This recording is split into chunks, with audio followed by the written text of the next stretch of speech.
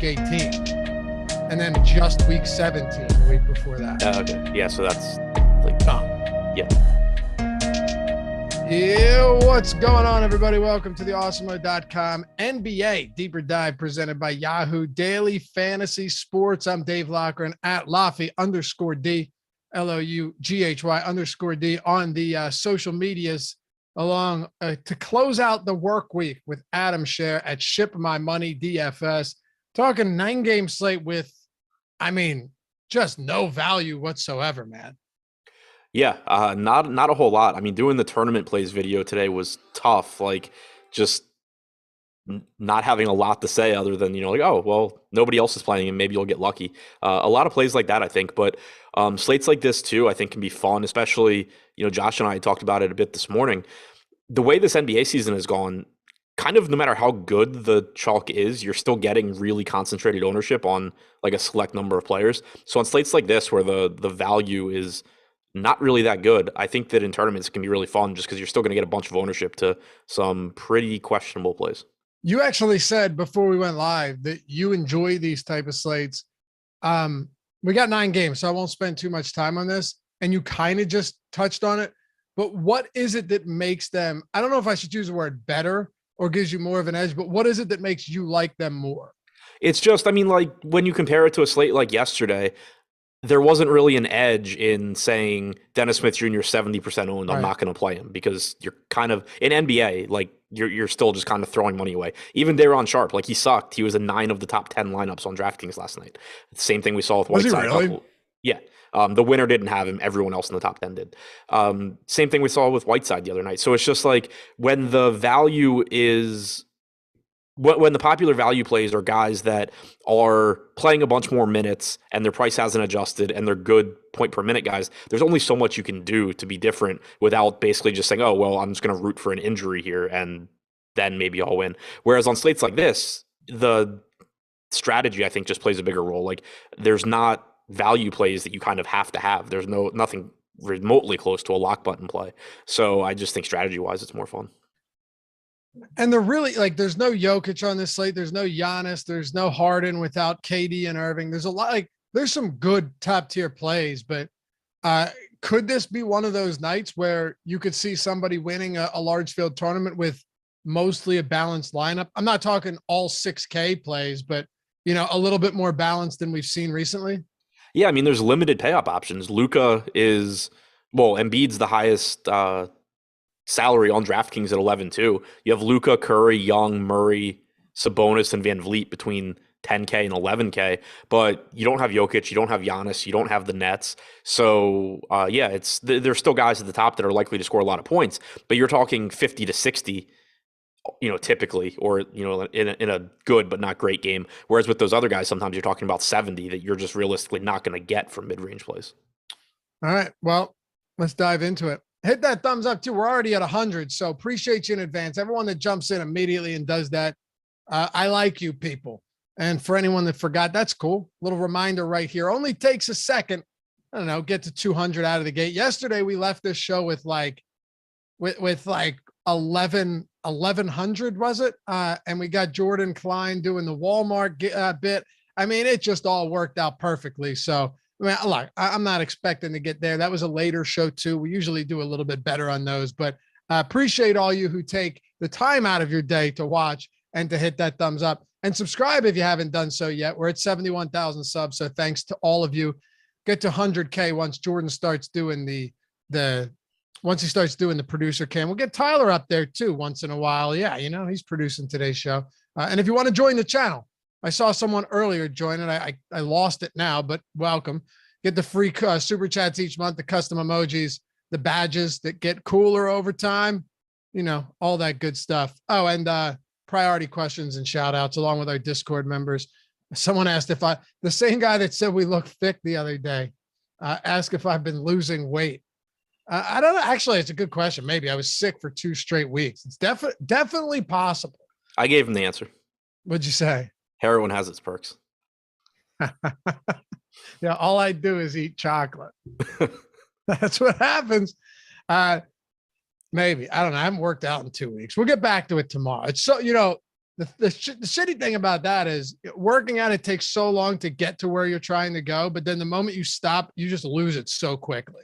Yep. You know, it's not fair. You should be able to maintain that for at least a year after you stop. Like 2 years of working out, I should get a year of no muscle loss. The flip side, though, is, at least this is what I'm telling myself whenever I take time off. But like the gains you get at the beginning are so easy that like it's kind of fun, and then you hit plateaus and it gets harder. Yeah, that's true. Have you ever? Not sure. Not sure I've ever gotten to that plateau part. I used to work out a lot. Don't anymore. So did I frequently, but I don't know. I feel like more gains probably still could have been made.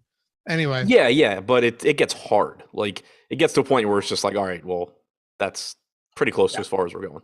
Kingsley said, "You look like you haven't worked out in your life." No, I'm not a power lifter, bro. I don't even know which one of us he's talking. I'm assuming he's talking about me. Just try and stay decent.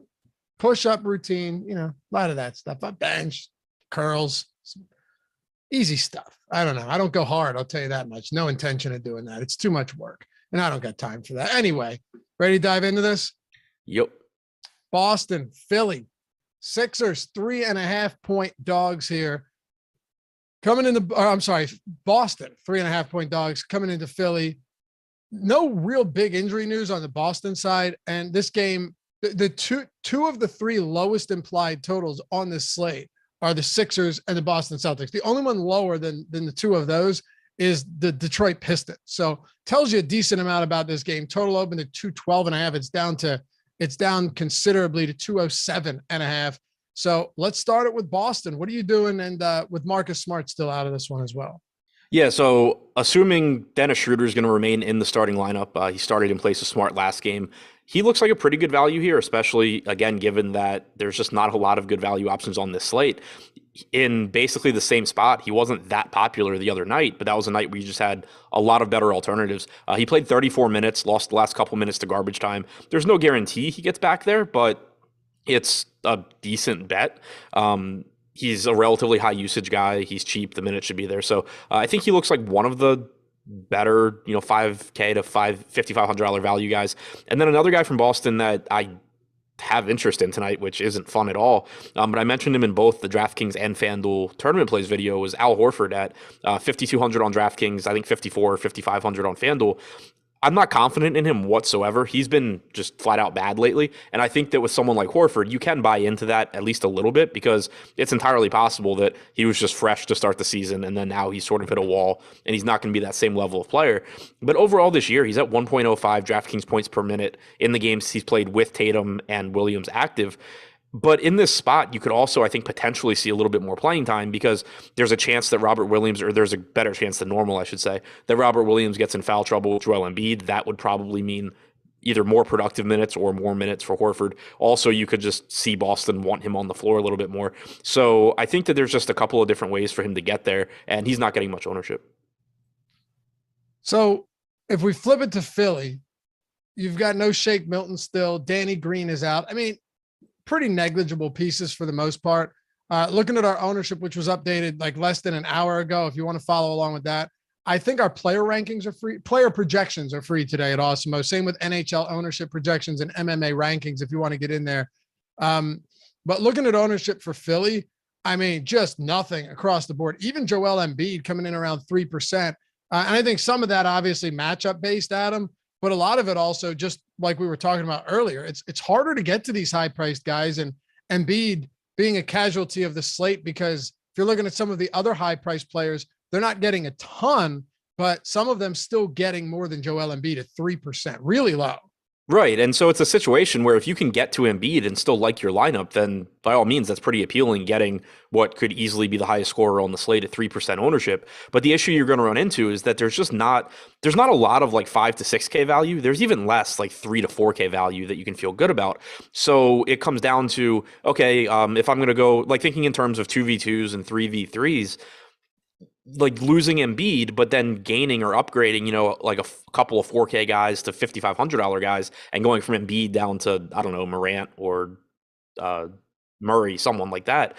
it's just going to give you lineups that look a lot better, and that's where you're going to get a lot of ownership going. So if you can make a lineup you like with Embiid, then by all means, that's obviously fine. But I think it's tough to prioritize that. Harris kind of looks like a neutral play. Tyrese Maxey is probably the most interesting guy to me from the Sixers. He played 38 minutes last game. Shake Milton is out again today. So I think it's pretty likely that you get 35, 36 minutes from Maxey again. He's someone that when guys behind him or other guards have been out, he's played a lot of minutes this year. So the production comes down a little bit with Embiid and Harris active, but you're still likely to get a bunch of minutes. Carlos, 2v2, 3v3 just means like two players or the other two players versus two players. Yeah, the questions that you guys ask, like Embiid / some $3,500 guy or Marant / some $5,500 guy, exactly, would be an example of a 2v2. And a 3v3. No, I'm not going to give an example.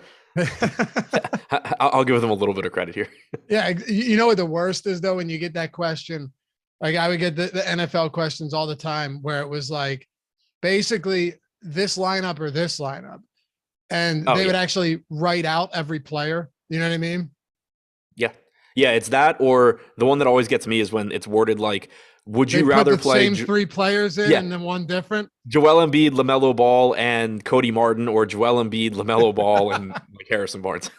All the time. Yeah. Which is a 1v1. Right. Yeah. Do you want to head on anything else for Philly, or would you say this game, and I know there's not a lot of value here. Would you say this game for the most part is one of the more unappealing ones?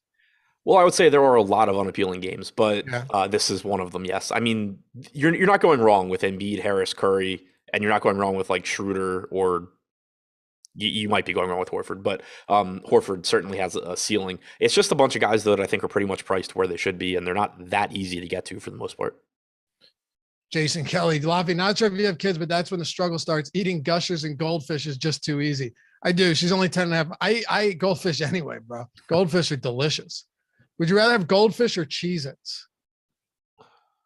Tough question, right? Yeah, I like them both, but Cheez-Its. Yeah, me too.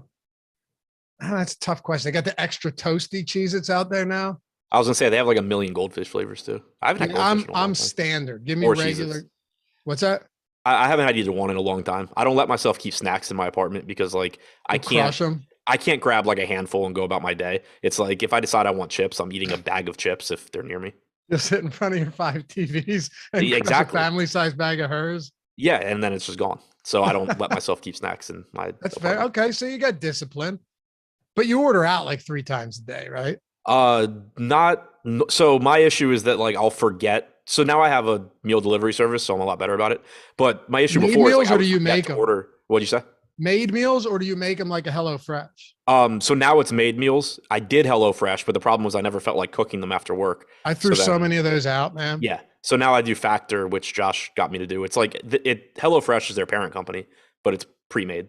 But yeah, so I'm good about not eating out now. But when I would order groceries, I would like forget and then order out and then go to the bar and then be hungover and forget again. And it was just like a bad cycle. When's the last time you've made a meal for yourself, like a sandwich or something? I made salad the other night. Does that count? Okay, that's fine. I mean, by made salad, I mean literally took the salad out of the refrigerator and put dressing on it. I got you. If you open a loaf of bread, what do you do with the top piece? Throw it away. You do? Yeah. I let it sit in there until the end of it. And then I also don't know the last time I opened a loaf of bread. But yeah, see, I'll make a peanut butter jelly sandwich, man. I have no shame in any of that. No, I mean that sounds good. Like a lunch meat sandwich. Sometimes they're good, man. Put some spice, like hot peppers on there, you know? I have an air fryer now, so anything I make is pretty much just like throwing wings or something in the air fryer. Air fryer is a legitimate game changer. It really is. Delicious. I mean, they say it's healthy, but when I'm throwing like pizza in there from the night before, no, It's not healthy. It's just quick. Right. I buy that like if I cook wings in the air fryer, it's healthier than throwing them in like a deep fryer. Yeah, for sure. And Larry, no, I don't eat white bread. What do you? I ate potato bread. Once you go potato bread, you do not go back. It's the best stuff out there. I'm telling you, straight up, potato bread or bust. All right. I don't know why you're making that face, Tyler. Potato bread is fantastic. Anybody that tries it will 100% know what I'm talking about. All right. Orlando and Charlotte. Let's get to the Magic here. 11-point dogs, and then we'll talk about the top value team of the night in the Charlotte Hornets. But Orlando Magic, you're without Wendell Carter Jr. Again, Mo Bamba's questionable, so we'll pay attention to those developments. He's considered a game time decision right now. With Orlando, like someone like Cole Anthony, right? He's not top tier. He's not cheap, but he has been producing pretty decent numbers on a per minute basis, particularly of late. Do you look to get to somebody like him today, or is Orlando another one of those teams that isn't really much on your radar? You said him, so I wasn't able to figure out who you were talking about. Cole Anthony. Well, would it have made more sense if I said her? It would have narrowed. It would have told me who it was, and I still wouldn't have known who you were talking about. I'm saying like Cole Anthony's kind of in that range that's oftentimes tough to get to at 7,800. But today, is it kind of a more appealing spot in the mid range? I think it's still kind of tough. I think he looks pretty good. You do have Jalen Suggs back. Suggs is coming off the bench, though, and they said he's on a minutes limit, so I doubt he's going to cut into Cole Anthony too much. But he's just, there's a lot of guys in the like 7 to 8K range that I think look good, but that don't really separate themselves from each other. Right now, you do have Cole Anthony at 15%, which he looks good, but at the same time, I would argue that like he's not drastically different than, let's say, Chris Paul, who I believe is getting less ownership, and there's some other guys in there. So it's kind of one of the examples where I think Cole Anthony is a good play, but it goes back to what we were talking about at the top, where ownership to me just kind of plays a bigger role on slates like this because there's no real difference in range of outcomes between Cole Anthony and some of the other guys priced around him. It's a really good matchup. I think he looks good. I'm not trying to like talk anyone off of him. I'm just saying that there's lower owned guys that give you kind of the same thing. What about the rest of Orlando? Because right now, I mean, the clear top owned play from Orlando is going to be Cole Anthony. I still think that makes sense that he's the highest owned player, though. Yeah, so do I. And I can't get our Boom Bust tool to refresh. So otherwise, I'd have numbers to hopefully back up what I just said. But Wagner at 10% ownership. What do you want? I got it. It just updated 36 seconds ago. What are you looking for? I just wanted to see what Cole Anthony's optimal percentage versus ownership was. It is, yeah. Okay. So 9% versus 15% ownership, negative 6.4 leverage. So you're right. Your hypothesis was correct. Yeah. And so, I mean, that's a situation where when you keep in mind that the guys with the highest chance of being optimal on this slate are like 18%, it tells you that Anthony's still a pretty good play, but you're just getting a little bit more ownership going there than you would get to some other spots. But yeah, I mean, Franz Wagner, I think looks fine. We're still waiting on Mo Bamba, I believe. If he is in, I'm interested there. I mean, he's only 5,800. We know that he can produce at a high rate. He's got a really good matchup against Charlotte. The ownership, I assume, would come up if he's confirmed in. Right now, we have him at 2%. If it held at 2%, he would be probably one of the better plays on the slate. But if he's in, he looks good. If he's out, I think Robin Lopez at 4,400 becomes a really good value. And Marcus says, ain't nobody fucking with no cold cut sandwiches. That's prison shit. Nah, then you just haven't had like a good lunch meat sandwich, man. You're using prison ingredients, apparently, because you're wrong. 100% wrong. Anything else for Orlando? Or I don't know the last time I made myself a cold cut. I just ordered there are some good ones out there. Oh, yeah. Yeah. I mean, no doubt about it. They had some like buffalo chicken lunch meat with some like banana peppers or something, you know? Yeah. Are you a mayo guy? Because I load up the mayo. I mean, not healthy, but it's delicious. I don't like it, but like, I don't know. It's weird. I don't put it. If someone asks me if I want mayo, my answer is always no. But then if I just like eat something and it's on it, I don't mind. All right. I don't know why I asked. Charlotte, this is crazy, man. You've got Cody Martin. And like when I first looked at ownership, when I started researching the slate, the first thing that jumped off the page was, okay, so the highest owned value plays, like the 4K guys, right? Below 5K are, as it stands right now from an ownership standpoint, nothing else, are Cody Martin and PJ Washington. So I know they're big favorites. I get that. Double-digit favorites at home against the bad Orlando defense. But it does kind of illustrate what we're working with at the bottom of the player pool tonight. Yeah, exactly. There are guys where, like when you talk about Martin, when you talk about Washington, if you're just asking me the question, like, are they a good value play or a reasonable value play, then sure, because we've seen Charlotte play a condensed rotation without Kelly Oubre. Cody Martin has played, I think, 26 and 24 minutes in the couple of games he's been out, or 28 and 24, 24.7 last game. And if he's going to play 24, 25 minutes at 4K against Orlando, he just projects as a pretty good value. But at the same time, for one, he doesn't have to play those minutes. Like there's some percentage of the time that Jalen McDaniels gets more run for one reason or another, and Martin only plays, let's say, 20, 22 minutes. And even if he does play 24, 25 minutes, if he gets you like 21, 22 DraftKings points at 4K, that's fine. But there's probably going to be guys that do better. It's unlikely that you have to have that to win a tournament. So the ownership coming in where it is just is an example where I think maybe he's one of the more likely value plays to succeed, but the difference in chances of success really isn't that high compared to what you get on some other slates where teams are really shorthanded. And the same goes for PJ Washington. If he plays 26, 27 minutes tonight, he looks great. He's a good point per minute guy. He's in a good matchup. He's only $4,700. He's power forward eligible. Those are all the arguments in favor of him and the reason why he's getting 17% ownership. The counter argument is look at the last game where Mason Plumlee played 26 minutes. PJ Washington only played 19. Yes, that was against Joel Embiid, and that probably had something to do with it. But there's just no guarantee that you're getting 26 or 27 minutes from Washington.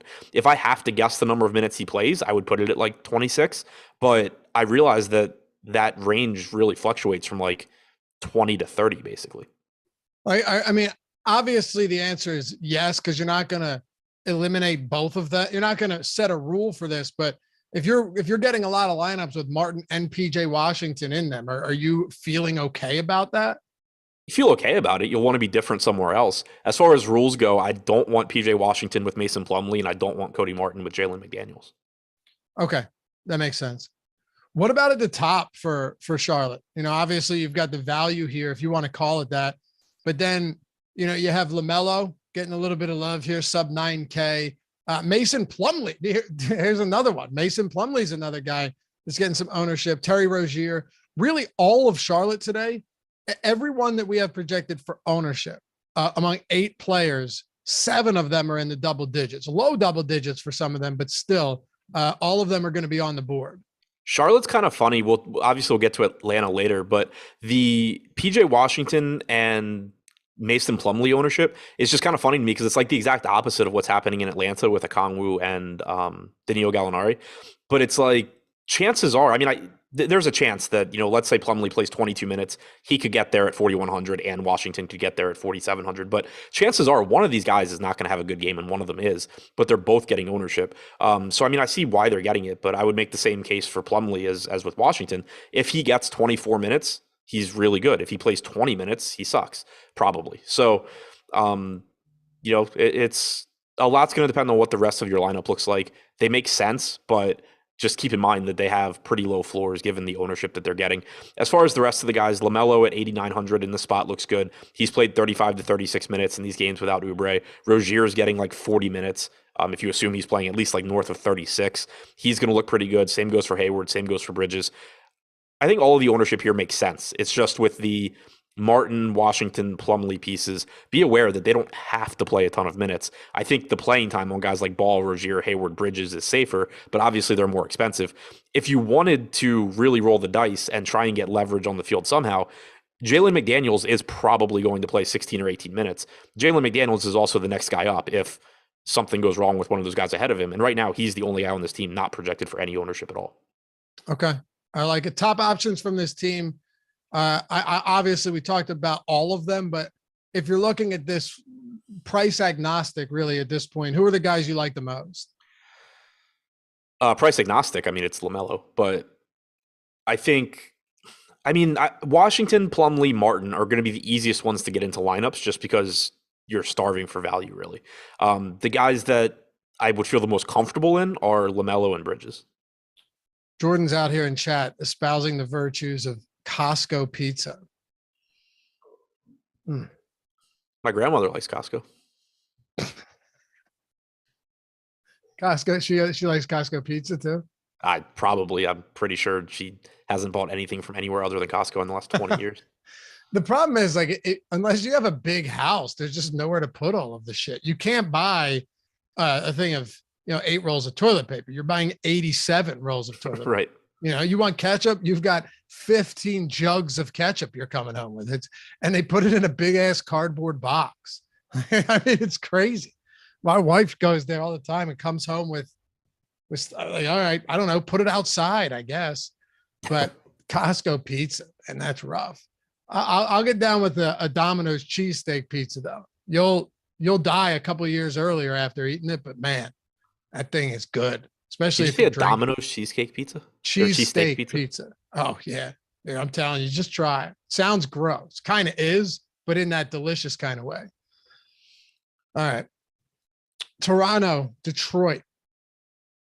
9-point favorites on the road. Pistons, like I said, lowest total on this slate.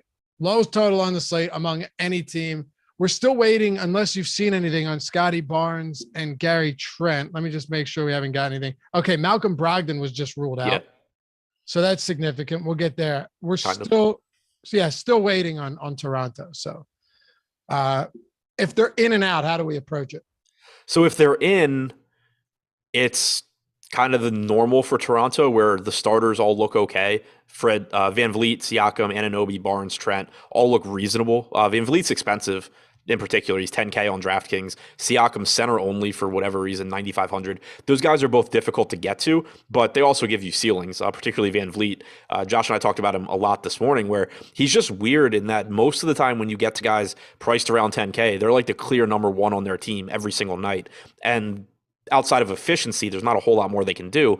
Toronto's different because night to night, you can have, a Siakam night or an Anunoby night or a Gary Trent night.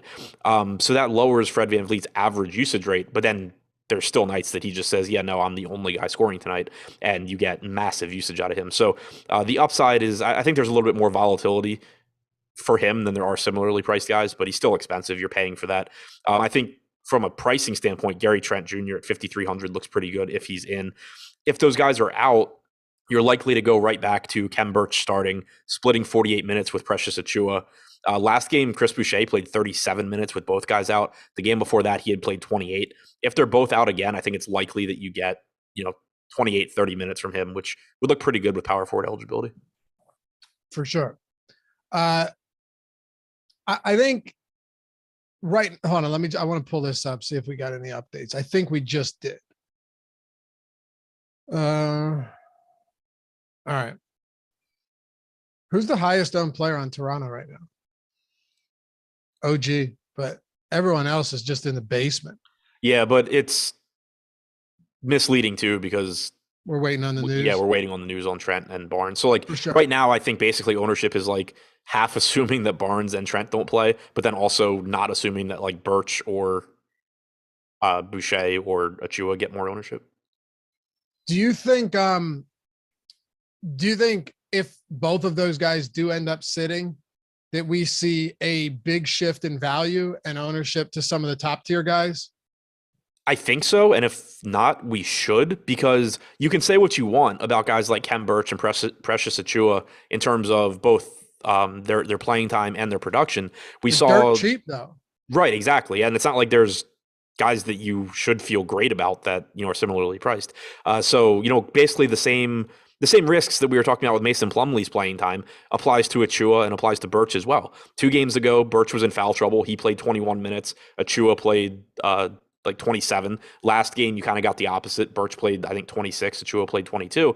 But they're both really cheap. Just throw one of them in a lineup and assume that they're going to play, one of them's going to play 26 minutes and be decent here. So they would look like pretty good values. And then again, it would open up Boucher as well at 5,400 as a high upside play. What about on the Detroit side, where you've got Isaiah Stewart as another kind of guy that you just might have to look to in terms of value? Is he the only guy that's viable for Detroit tonight for you? Cunningham? Stewart. Oh, okay. Well, it was either him or Cunningham. Yeah, I mean, you chose tails, it was heads. I was reading the Philadelphia pizza takes in chat. Yeah, well, somebody also said, and I was just going to ignore it, but it was hilarious. He said that Costco has concession sized condiments. They don't need to come with a hose attachment, which I found to be pretty funny, but you're right. Yeah, Mo Bamba is out. So we just got more value with Robin Lopez, assuming he's starting. As far as where do you think he'll come in at as far as ownership goes? Lopez? Yeah. high. He was at, I don't think he's like sneaky. He was 30 something percent on the other night. And then tonight you're just like starving for value. So basically, I think what's going to happen is you're going to get a lot of ownership going to Robin Lopez, and he deserves it. But what probably is going to happen is it's going to take ownership away from Cody Martin. It's going to take ownership away from Mason Plumlee. And those guys are going to start to actually become kind of appealing in tournaments as pivots away from Lopez, is my guess at what ends up happening here. But I think that if you're just saying I'm putting one in my lineup, Lopez is ahead of those guys. Okay. As far as Stewart goes, he's another reasonable pivot to what now I assume is Robin Lopez chalk. The minutes are sort of all over the place, but we did see him close last game, or at least play down the stretch, which we hadn't seen recently. Trey Lyles played 15 minutes. Stewart got up to about 28. Knowing that's on the table is nice. You know, he's around a 0.9 fantasy point per minute guy. He's not a great option, but he also isn't going to get as much ownership as some of these other guys. Cheez-Its is crushing Goldfish in that poll, Tyler. Crushing it, 69% to 31. I don't know. I think that's a little unfair. It should be closer to 50-50. Lopez confirmed starting along with Chuma Okeke. Okay. How many minutes to Lopez? 30. Oh man, that's going to make him super chalk. Yeah. I mean, it should, I think he should be sure. The way the slate looks right now, I think he should be very popular. He played 31 last game, right? So yeah, Lopez has started 6 games now this season. He's averaged 31.5 minutes per game and 0.99 DraftKings points per minute. Right. So he's a 1 fantasy point per minute guy getting around 30 minutes per game against the bad Charlotte defense. He has a 21.6% usage rate and a 24.8% assist percentage in his 6 starts. In his starts? Yeah. Not just see it, because usually you jump into the starting lineup and you see all of those rates decrease. Yeah. I guess not for the Magic though. Right, exactly. He's just like a competent NBA player playing on the Magic.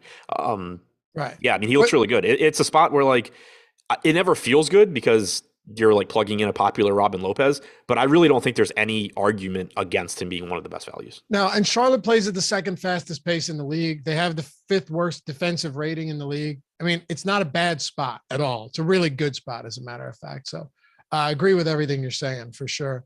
Talk to me about the rest of Detroit. I don't think we need to spend a lot of time here. They suck. Cade Cunningham's a really good value on FanDuel. He's really cheap there. On DraftKings at 7,600. If you get to him in some tournaments, that's fine, but certainly not anything I would be excited about. Killian Hayes is 30-something, 3,700, 3,800 3,600 on DraftKings. At low ownership, that's fine, but you shouldn't really feel good about that either. All right. So let's talk Phoenix and Indy. And Adam, if there's some spots that we can just cruise through, since we only have an hour for 9 games, feel free to do that. We can both rip through, I think, a couple of these teams at least, or a couple of these games. So we'll do that. But first, shout out to our sponsor, Yahoo Daily Fantasy Sports.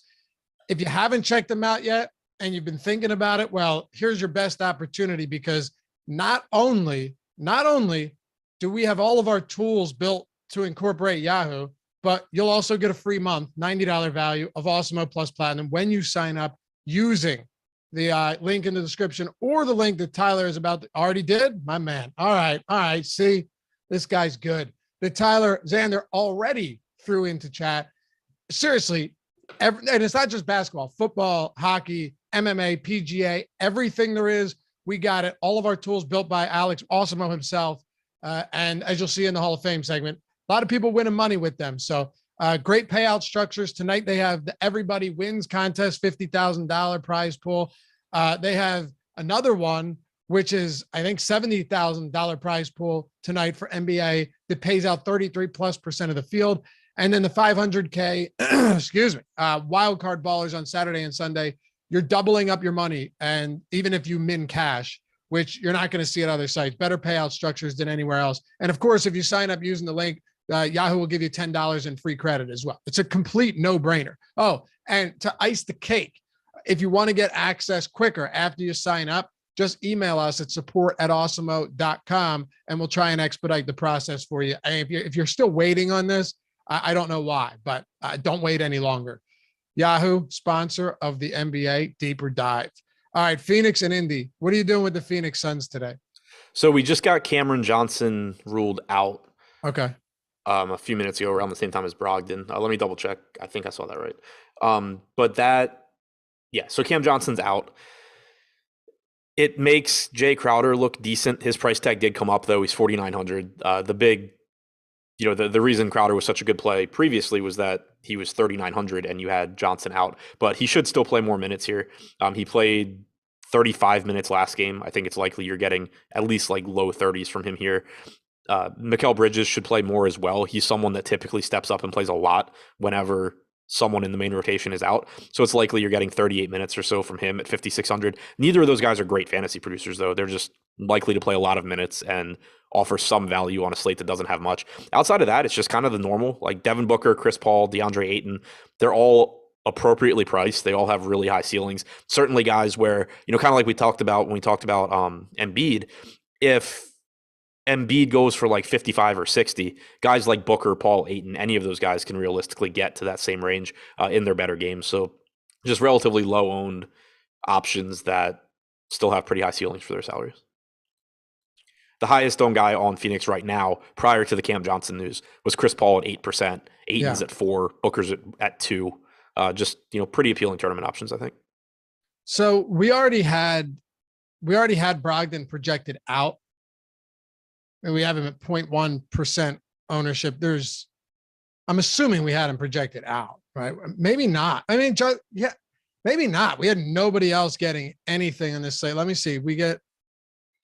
You see the ownership on Indy right now, right? It's basically Domantas Sabonis Miles Turner, whose price has come down considerably lately because the guy has just turned in some absolutely dreadful performances. My God. And then he's at like 11, and then Sabonis at 3. There's nobody else getting any ownership. Yeah, the ownership's just wonky because of Brogdon. Like, it's kind of the same thing that we saw with Toronto, where I think projecting him out. Yeah, we're basically saying, well, nobody's going to play Brogdon, but then also nobody's going to play any of the guys that would benefit from being out. Do you like anybody from Indy? Like, do you get to Miles Turner? I think Turner looks fine. 5,800 for him is a reasonable price tag. He's got a high ceiling, that's for sure. As far as Brogdon, I think the biggest difference is actually for Karis LeVert, who he's expensive at 8,300 on DraftKings, but he did play like 18 minutes in the first half last game, lost some time to a blowout at the end, but ended up at like 29 minutes. I think it's likely he would have gotten into the mid 30s. He's actually been the one that has really benefited when Brogdon's been out this season. You haven't really seen Sabonis's usage rate go up. You haven't really seen his assist percentage go up. In 8 games this year with Sabonis in and Brogdon out, LeVert has a 32.2% usage rate, 27.6% assist percentage. He's averaged 1.2 DraftKings points per minute. I think at 8,300, he actually looks like a very high upside option. Definitely will want to see where that ownership comes in at, because if people are afraid to get him at 8,300, he's definitely a appealing option in tournaments. Are you worried that Turner's like legitimately losing minutes now? Or do you look at the game against, Boston and say, okay, well, everyone other than Sabonis was like the whole second half was the bench in that game. So there've been some weird rotations and weird decisions here. Yeah, I'm not too worried about it. He picked up 2 fouls in the second quarter, so he went to the bench with 4.5 minutes to go. Then he subs in, basically playing a normal rotation in the second half, but the game got out of hand, so he lost 4 minutes and 40 seconds there. So I think you could look at that and say, if it was like a perfect, according to plan rotation, he likely would have played, he played 23 and a half, he likely would have played like 32. I was talking about the one before that, though, where on two games ago, where the bench brought them back, and I think that had a lot to do with it. The bench brought him back. And then, I mean, seriously, the closing lineup was Sabonis, Stevenson, Torrey Craig, Brissett, and Holiday, and Justin Holiday in overtime. Yeah, and they stuck with that in overtime as well. So that's another game where I'm more interested in what happened in the first half there. And in the first half, Miles Turner played like 15 or 16 minutes. Yeah. Okay. So I think basically those last couple of games, you've just seen a situation where the second unit played really well, and then a situation where Turner was in foul trouble. True. All right. Almost 400 likes. We only asked once. Appreciate you guys. Just making a habit of it. We got 2,100 people watching right now, 394 likes. We'll get to 5. We'll crush 500 here. No problem. So thanks in advance. Anything else for the Pacers, or should we keep this moving, get to some better spots here? No, I think we can get to some better spots. All right. Let's talk about the Warriors then. What an embarrassing game that was yesterday. I mean, Giannis still came up big. I was starting to worry for a minute there, but you still got some decent performances across again, we talk about blowouts, Adam. Sometimes blowouts happen because certain players are playing really well and just loading up stats. And sometimes I was thinking about it as that game went on, because I was hoping that Giannis wasn't going to do what he did. But like that's a great point too. That game was an absolute blowout from start to finish. Giannis still got fourth quarter run. That's when he got his triple double, because the Golden State second unit was able to cut it within 20. And exactly. So Giannis came back in. Like at no point in that game was it remotely like in doubt who was going to win, but you still got fourth quarter run for Giannis. Yeah, they made a little bit of a comeback early in the fourth, but at no point was that really in jeopardy.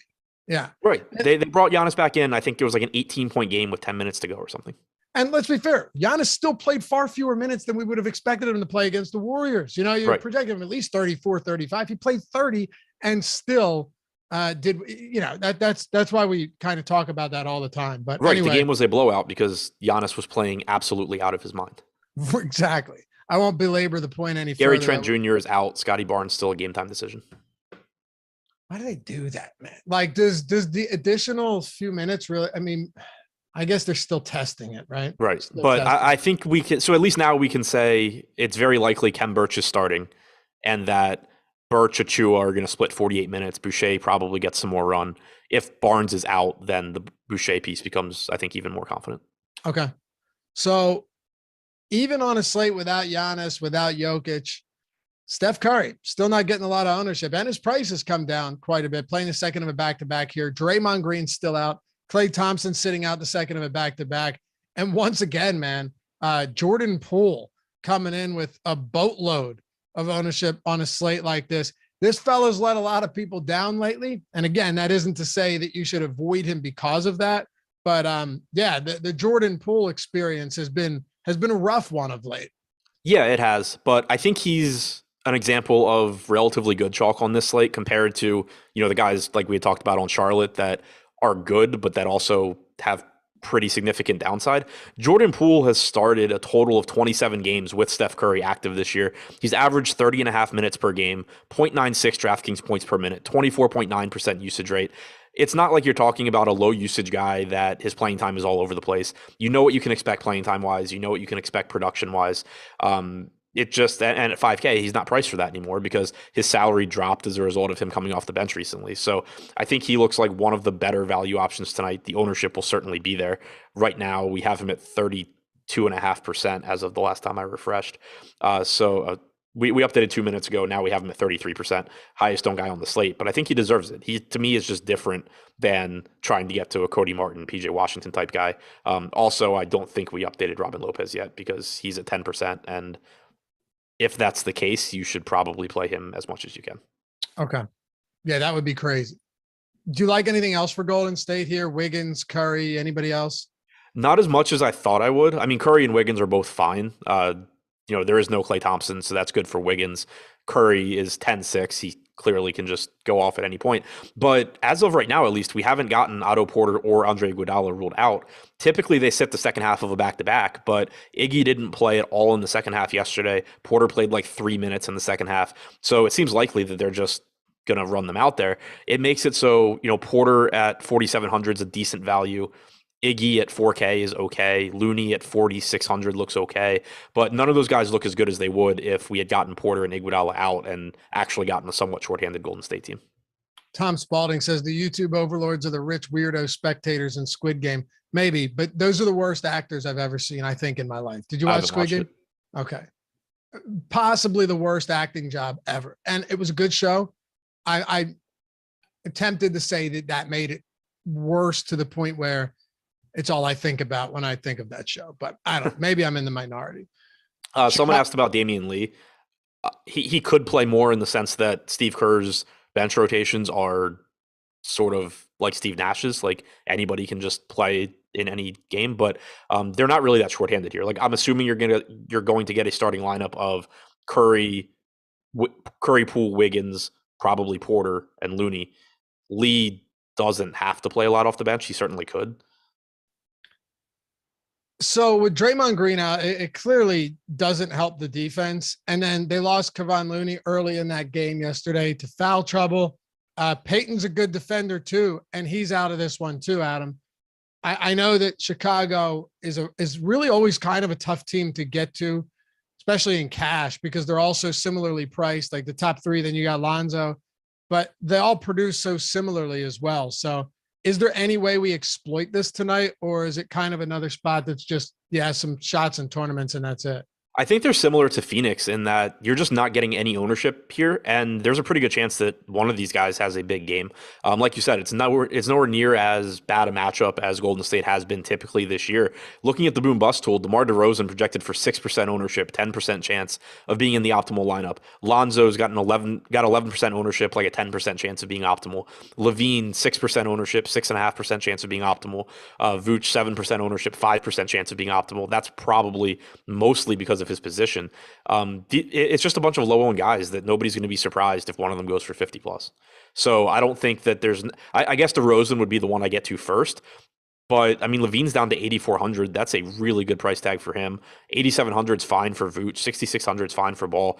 I like all four of these guys just kind of as like, throw them individually into different tournament lineups. Okay. Atlanta, Miami, then let's get to this. And while we're at it, if you use the promo code Super Wild, we never fails. Super Wild. It sounds like something you would have seen on like a 3 a.m. infomercial back in the day. You know what I mean? But it's not. It gets you $1, or it gets you the Express Pass NFL for $1. All $1 for the entire week. All of our showdown tools, our ownership, the optimal lineup percentages, the top plays tool, all of that, all of our tiers tools, the projections for that ownership, you name it. And not to mention the lineup builder light and some main slate content as well, like rankings and a bunch of other stuff. It's $1. Just go to awesemo.com/promos. But my recommendation, you could do it tonight, but if you wait till tomorrow morning, then you're getting all of the showdown games for wildcard weekend, Saturday, Sunday, and Monday, tools for all of that huge contest. And you're going to catch next weekend as well. So take advantage of that. Instead of having it expire like Friday, get through that weekend as well. It's awesome. For $1, if you haven't checked us out yet and you want to get your foot in the door and just try it out, use that promo code Super Wild, all caps, all one word, or just go to awesemo.com/promos and click it, especially if you're getting into that NBA action or NFL action. Sorry. All of that stuff for $1 NFL Express Pass. All right, Adam, Atlanta and Miami. What are we doing here with the Atlanta Hawks with Clint Capella still sidelined? And I mean, I guess hang on a sec. Yeah, go ahead. We just got for Toronto, Yuta Watanabe is likely to start. I guess right now that means for Gary Trent. So I guess it means that the Kem Birch, Precious Achua thing needs Barnes to be out also. Okay. We'll keep an eye on that. Plus, you got Live Before Lock coming up right after us. So stick around for that. Those guys had a great show yesterday. That was a lot of fun and informative as well. Eric and Greg coming up right after us. But with Clint Capella still out, Kevin Huerter questionable. Cam Reddish would have been out anyway, but he just got traded. So what opens up here for Atlanta, if anything, really? And if Kevin Huerter's out too? So I think Atlanta is actually a really interesting team as far as the value goes. The only guy pulling double-digit ownership right now on DraftKings is DeAndre Hunter at 14%. That makes sense to me. He's 3,400. He played 24 and a half minutes in his first game back. He's not a great fantasy producer, but he's serviceable and should play enough minutes to look pretty good here. The part that I alluded to earlier that really interests me is the Okongwu 7% ownership, the Neil Gallinari 8% ownership, where Okongwu is a $4,800 center and Gallinari is a $3,800 small forward, power forward. Last game Okongwu started, he only played about 24 minutes. John Collins played all of the backup center minutes. That allowed Gallinari to play 26 minutes off the bench. If we assume that you're getting the same sort of rotation here and that Gorgui Dieng is not a part of it, then one of those guys should be good, because if Gallinari plays 26 minutes, he's a good value at 3,800. If Okongwu plays 30 minutes, he's a good value at 4,800. I'm kind of assuming that because Collins plays, or if we're assuming that Collins plays all of the backup center minutes, it's kind of one or the other, I think. Like, as Okongwu plays less, Gallinari plays more, it seems unlikely that they both don't play enough minutes to be good at their salaries. All right. That makes sense.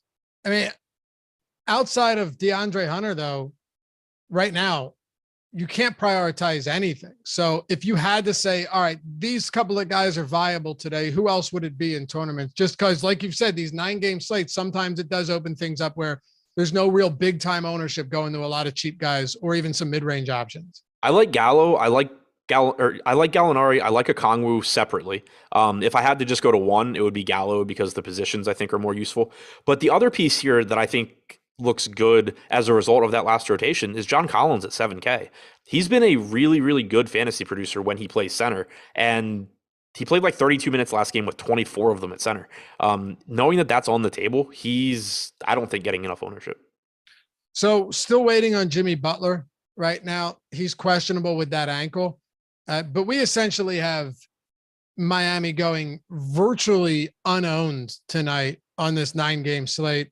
Even if you look at the boom bust tool, none of them are above 5% in the optimal lineup percentage. Yeah, I was trying to answer the question in chat. So someone asked that about Jang not playing last game. He played like 3 minutes of garbage time. That was it. Okay. And Sam Bennett said, did you watch Squid Game? This is a super chat in English or in Korean. Of course I watched it in Korean with the subtitles, but the Americans spoke English. Those are the ones I'm talking about. I'm not talking about the acting of the Koreans. I'm talking about the acting of the Americans at the end. That's not a controversial statement. It's just facts. But yeah, with Miami, like I was saying, Adam, when you were answering that question, they have the highest optimal lineup percentage of anyone is 5%. I mean, they're just in the basement today.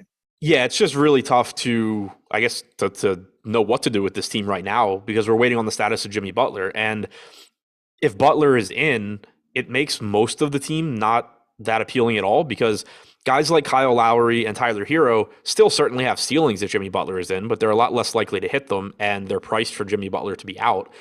Guys like Caleb Martin, who I think is a reasonable value as long as he stays in the starting lineup if Butler is out, is almost certainly going back to the bench if Butler is in.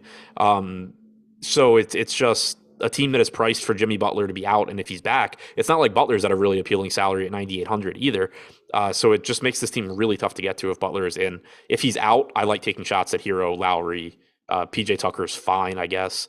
Caleb Martin, I think as long as he's still in the starting lineup at 4,600 would look pretty good too. All right.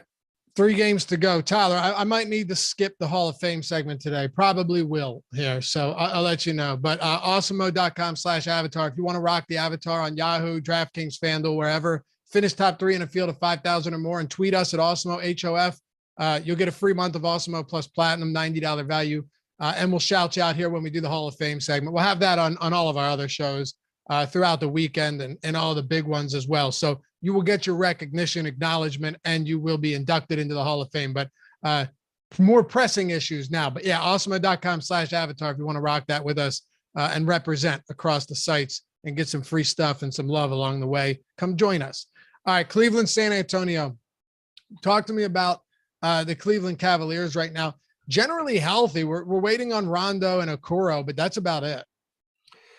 Yeah, so Cleveland, those matter, I think, mostly for guys like Cedi Osman. He's 4,400. If you get Okoro and Rondo out, he's likely to play 30 minutes or so. If they're in, then he's not likely to be useful at all. But as far as the main pieces go, Jared Allen and Darius Garland look like the top 2 guys for me. They're both becoming less expensive, and they both are still in good spots. Jared Allen's, just a good fantasy producer, likely to give you 32 to 34 minutes at center. Darius Garland, elevated rates without Rubio and without Sexton. He should play around 34 minutes here. Fast, nice pace up spot for Cleveland against San Antonio. Makes him look good. One guy that I mentioned in both the DraftKings and FanDuel tournament videos as someone that isn't particularly likely to succeed, but that does have a massive ceiling and just sort of like slate winning potential is Kevin Love. Right now we have him on DraftKings with a 7% chance of being optimal, 5% projected ownership. He's only playing like 20 to 22 minutes off the bench now. But the reason that I'm interested in tournaments is that the salaries come down to 6,200 on DraftKings, 5,700 on FanDuel. He's averaged 1.38 DraftKings points per minute without Sexton or Rubio on the floor. If he only plays 20 to 22 minutes, it's probably not going to get it done in, let's call it 21 minutes. But all he needs for more playing time is any of Mobley, maybe Markkanen, but Mobley, Allen, to get in foul trouble, to play a few minutes less for whatever reason. The second unit plays well and Love picks up a few more minutes. He's just one of these guys where on slates like this, where there's not a lot of value that you're going to love, I really like taking shots at very, very good point per minute guys that we know are one guy getting in foul trouble away from picking up a few more minutes. So not going to come through all that often, but when it does, I think it pays off really well. It's pretty crazy for San Antonio. The highest, like, of all the 10K guys on today's slate, from Joel to Doncic to Steph Curry to Trae Young, DeJounte Murray, Sabonis. DeJounte Murray is actually getting the most ownership. He's not chalky, but he's coming in around 12% right now. And he's just been a stat machine, man. Whenever you're getting guys that have that legit triple-double upside each night, we've seen what Westbrook does. Murray's just producing at a truly elite level. Yeah, it's not an ideal matchup against Cleveland, nowhere near as nice as the Houston one, but still no Derek White. Murray has played 533 minutes now without White, 1.52 DraftKings points per minute, 42% assist percentage, 27.5% usage rate. I like going right back to him here. And then Jakob Poeltl looks good as well, 6,300 against a big Cleveland front court. I expect him to play 30 to 32 minutes at least. Makes him look pretty good. The rest of the team, a little bit too healthy for me. It's pretty much just Murray and Poeltl. Okay. Someone said we got 4 minutes left and Adam's hitting on Kevin Love. Hey, you can't win with these people, man. I'm just kidding. But no, I'm sure Greg and Eric aren't going to be up in arms if we were to go a minute or two over here. They're going for an hour and a half. So I'm not playing tonight. We can go till 6:30. I don't care. There you go. Yeah, I mean, I do, but behind the scenes, I actually do also, but they might even thank us. No, I don't care. I'll do this stuff all day, man. But Houston and Sacramento has a 239.5 total. Adam, 239.5 total. Sengun is questionable. It's not like he'd play a lot of minutes after being out and not playing a lot of minutes anyway. So pretty negligible there. Rashawn Holmes on the other side. We can tackle this on both ends. I think it just might make more sense. But I mean, this is going to be a popular game here. And depending on what we get with Rashawn Holmes, who I don't know, I don't think he plays, but maybe you have a different opinion there. That could open some other things up. With Metu starting last game, was that just the result of LeBron starting at the 5 and the Lakers playing like the smallest lineup since we saw PJ Tucker at the 5 for Houston back a couple of years ago? I'm actually not sure. So because it was Len before that, just in case anyone's wondering. What'd you say? I said before that it was Len, in case anybody's curious what it looked like. Yeah, so I'm not entirely sure what to make of this, but I think it is one of the most like interesting injury situations on the slate, because if Holmes is in, then I don't really care about anything in the Sacramento front court outside of potentially being interested in Holmes if he's starting. But where it's interesting is if Holmes is out and Len is starting, Len looks like a good value at 3,800, and it would make me hesitant to go to Marvin Bagley or Metu, because what we were seeing prior to the last game was those two basically not playing alongside each other. It would make it likely you're going to get like 22 to 24 minutes from either guy, which isn't really great. But I don't know if they're going to keep going with the Bagley Metu front court or not. The reason I'm not completely convinced it was just because of LeBron is that the Kings haven't cared at all this season about going small. Going into that game, they had played a total of I think Bagley had played like a total of 20 or 30 minutes without any of the centers on the floor. Metu was the same way. So we just hadn't seen Sacramento care about matching up. I don't know if this is a case of like, we just want to get more minutes for Metu and Bagley, and so we're going to throw one of them at center. If that's the case and you get Metu in the starting lineup with Holmes out, then both Metu and Bagley at their respective salaries look very good. So the Holmes status and then who is starting at center is one of the most important things on the slate. Outside of that, regardless of who's starting at center, Fox, Halliburton, Barnes, to some extent Hield, are all going to look good in what should be a very fast-paced game with very little defense. Do you want to spend any more time on Houston and Yeah. Sacramento? Just get to anything you want here. I think that the most important thing is who are the top options here. Just huge total game, even though both teams are terrible. I didn't talk about the Houston side, but Christian Wood looks like one of the top options on the slate. 7,400 center on DraftKings. Even without the power forward eligibility, he looks good. It's a really good matchup. We know he's a really good point per minute guy. Should give you 32 to 33 minutes. Like him, even more if Şengün is out, because you just don't even have Şengün pushing him. But then the rest of the starters too, Porter, Tate, Green, Gordon, all look good. They don't look as good as Christian Wood, I don't think, but they're all just good plays. And then even in tournaments, if you wanted a lower owned guy to take a shot on, Kenyon Martin Jr., only 2% ownership, $100 less than Cody Martin. Not that different to me. Like, he's one guy getting in foul trouble away from playing an extra 4 or 5 minutes in a great spot. I don't think that ownership gap should be that big. Okay. Man, we're at 534 likes, which really isn't bad, but it is amazing.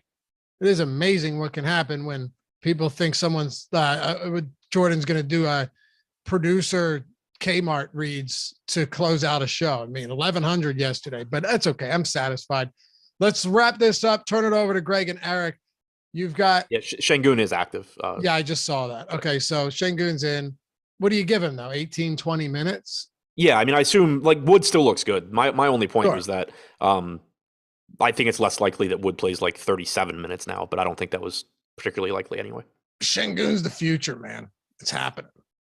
It's happening. I'm bought into that, so I'll die on that hill. Yeah, I think you and I both are. Just one of those guys. Yeah, it's just I'm still pissed off that he's not on Washington. Could they have taken him? I don't remember where he went. They took Kispert. Oh, but I'm saying where did they go? Şengün went like 15 and Kispert went like 13 or something. Okay, so that's what I was asking. They could have had him. Yeah. Dallas and Memphis. Let's put a bow on this one. Sorry, fellas, running a bit late here, but you know how it goes. Don't get us talking about sandwiches and stuff. It's not our fault. Kispert 15, Şengün 16. Okay, yeah. Well, right. It's okay, right next to each other. Yeah, it's really not our fault. I mean, we try, but we get derailed. I wouldn't have it any other way though. Dallas and Memphis. I don't think you need to spend nearly as much time on this one, but Dorian Finney-Smith, Maxi Kleber, again, some value guys that on most 9-game slates, you and I probably aren't even talking about. Yeah, this game is... Oh, and Porzingis is still out, by the way. Right. Like, there's some value here just in the sense that Maxi Kleber and Dorian Finney-Smith should play a lot of minutes. Neither one produces at a really high level. They're both going to get some ownership just because there's so little value on this slate. Same goes for Hardaway. He should play 28 minutes or so. If his shot's falling, then he has potential, but pretty one-dimensional. And then Luka, 1.4 fantasy point per minute guy. It's just kind of hard to pay up for him when DeJounte Murray produces at a higher rate for less. You have Ja Morant on the other side of this game. That's a lot less expensive. If you get to some Luka, then great, but kind of just seems like a Joel Embiid type guy where you're going to be happy. If you can build a lineup where you have him, that's good, but I'm not going out of my way to force him in. Okay. What about Memphis? Just got the Golden State starting lineup. It's what we expected. For Memphis, Steven Adams no longer on the injury report, so he should be back, I assume, in the starting lineup, which is bad for Jaren Jackson Jr., it's bad for Williams, it's bad for most people, probably bad for Kyle Anderson, it's bad for Brandon Clark. The one spot that I do still really like here is $9,200 Ja Morant. Relatively disappointing game last night. Shot 0 for 7 from 3. Lost a couple minutes to back/foul trouble. I don't really know which.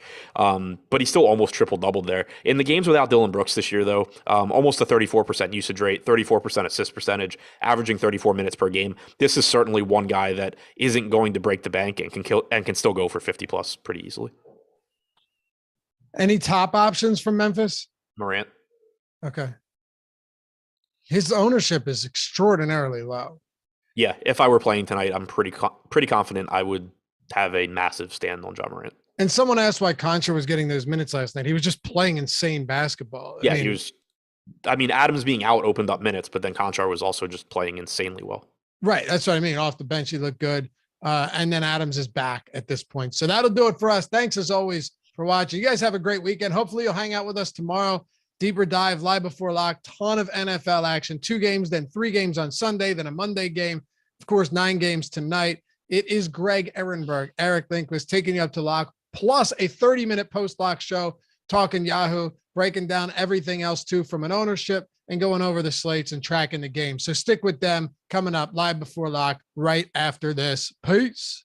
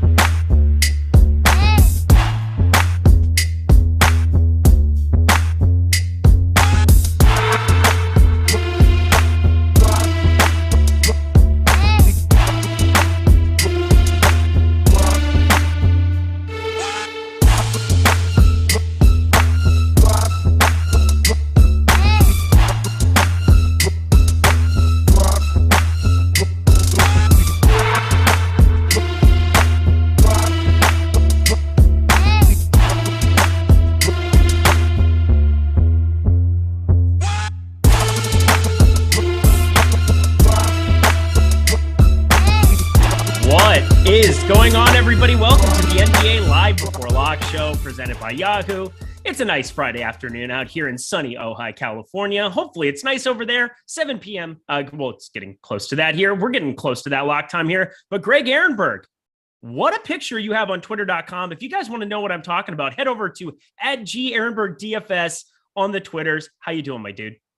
Yeah, so I certainly set myself up to get embarrassed because I was so actually there's two prongs to the story. One part I'm not going to tell because we have a basketball show to do also, and Loughran and Adam went over. But so I was at my parents' today, and I happened to come across my old high school ID, and I was like, well, I should probably share this on Twitter, and post the picture. Just immediately have been getting made fun of, as I should. I had the world's biggest Jufro when I was in high school, but yeah, other than that, So we got good. Yeah, it's Eric insists he's in a nice hotel for his friend's wedding. I don't buy it. I was saying it looks like he's being held in protective custody. It looks like he gave information on somebody he wasn't supposed to. The government's keeping him safe. That does not look like a nice hotel room. It looks very small as well. It's beautiful. It's a big one. There's 2 beds in here. We're ready to rock. It's going to be a fun weekend. It's going to be a fun, day and a half here, because tonight probably going to go a little harder considering Saturday. I got to play a little football, in the morning there, that afternoon. Make sure you check out all of the programming we have coming up for that. And then Sunday, I'm working that morning. So it's going to be, oh, baby, you're definitely going to want to tune into that one. I might be in rare form. Looking forward to it all. But we've got some NBA to talk about. We've dilly-dallied enough. It's 49 minutes to lock. So we're going to make up a little bit. Oh, my Lord.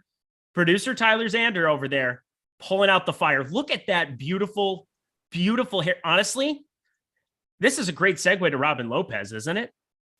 We could start by talking about Robin Lopez. Some people have said I look like it's a wide range of compliments, because some people say Robin Lopez, some people say Justin Timberlake. So we're kind of all over the place.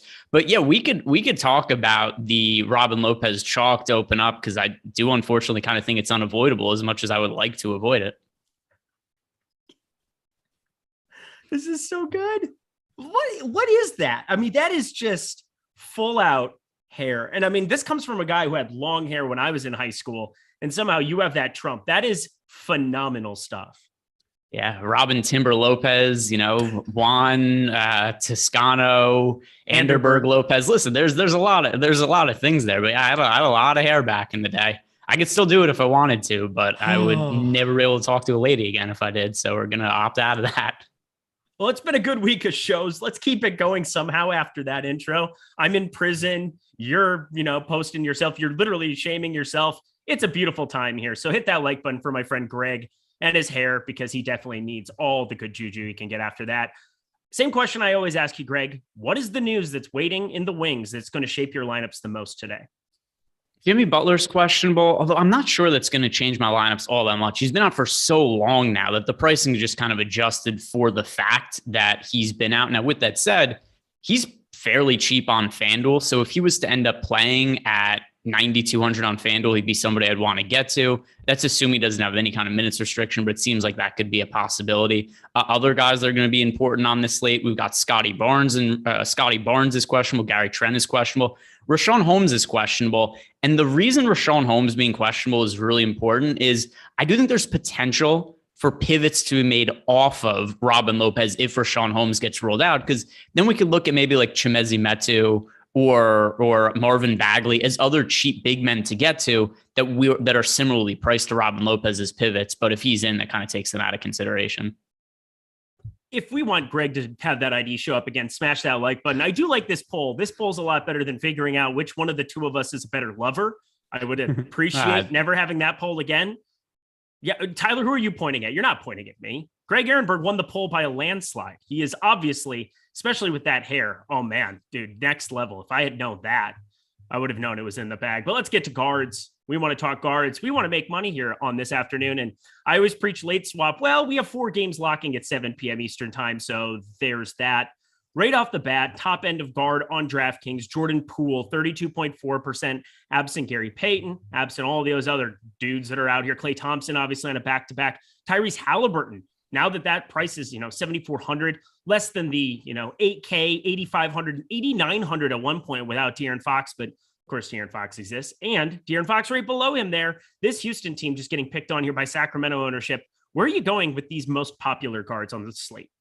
Yeah, so I mean, we've seen a lot of Jordan Poole start at guard in this situation this year. So it's not like this is something we're unfamiliar with. And then you go look at his numbers this year and the matchup against the Chicago Bulls, even though the Bulls defense has been better than expected this year, a lot of that has to do with when Alex Caruso is in the lineup. They don't have Alex Caruso right now. So it is a little bit weaker of a defense that we were seeing earlier in the season. But here are the numbers on Jordan Poole this year. 29 starts, 31 minutes per game, averaging just under 30 fantasy points. He's priced as if he's a reserve still, so he's one of the better value plays on the slate.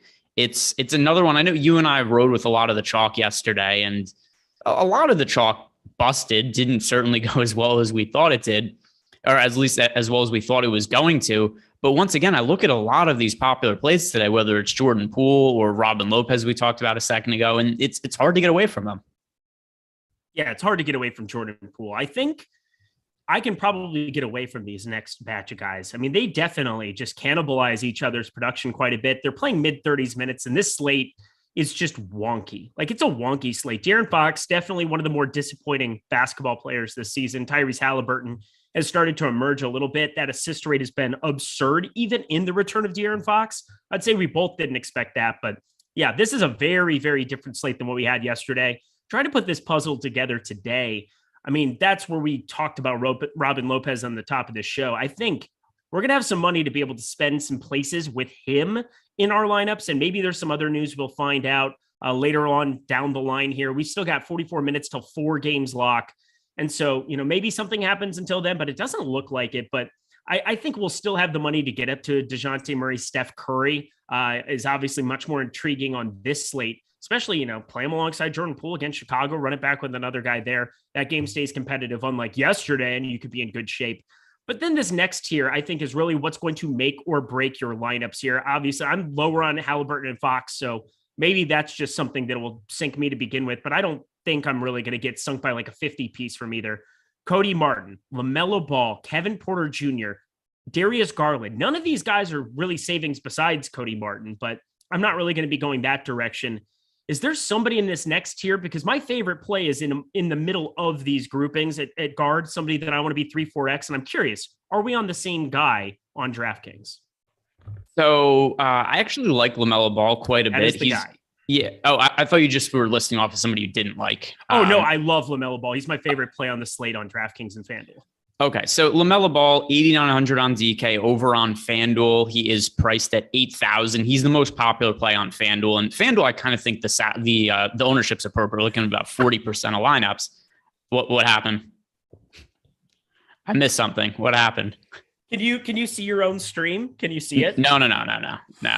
I can't see anything. God. You just got your first picture on your wall. That's so nice.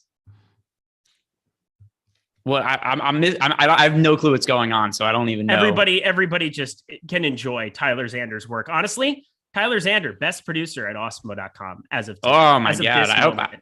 I hope Jordan isn't watching, because Jordan will be devastated if he hears this news. Our dear friend Jordan Klein, who just recently made a debut on the show, and people were so excited when he came and people were hearing his voice, but it appears he may be one up by Tyler. And I'm going to have to go back and rewatch to see whatever it is that he just did.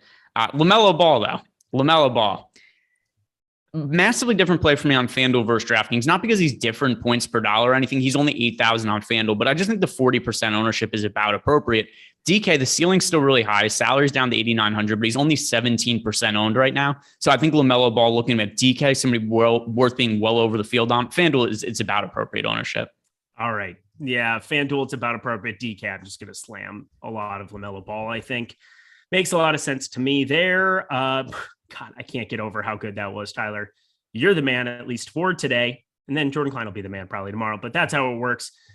Is there any guard on the cheaper end that you find yourself gravitating towards? Because I'm not really finding a ton of value here at this position. We're all going to kind of be riding with some Robin Lopez. I think that's kind of by default, but I don't really see a ton that I want to be playing sub 5K. Do you have anything that you find yourself gravitating towards?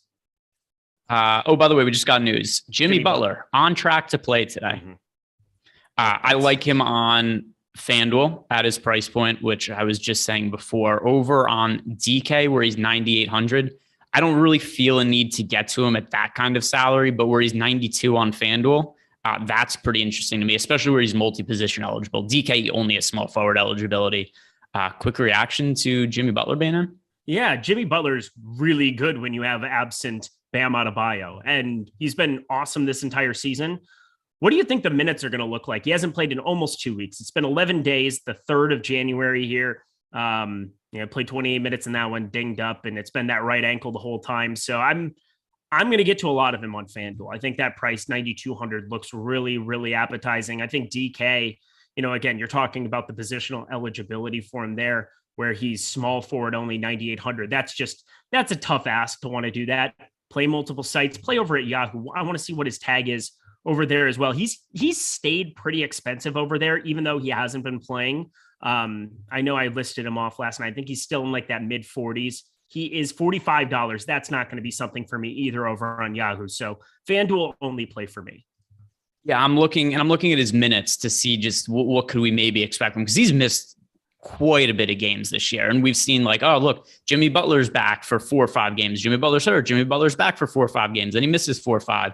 So I'm looking through his game logs right now and just see what we got after extended absences. So early in the year, November, sprained his ankle, missed 3 games, comes back, plays 37 minutes, comes back, ends up on the COVID list, misses 4 games, comes back, plays 25 minutes, but hurts his butt. He landed on his tailbone when he was, I forget exactly what happened, but I know he hurt his butt. Then he ends up, all right, so then we had the ankle injury. It looks like when he's come back from injuries, they generally haven't limited him this year. So I think still like 34 to 36 minutes is a reasonable expectation.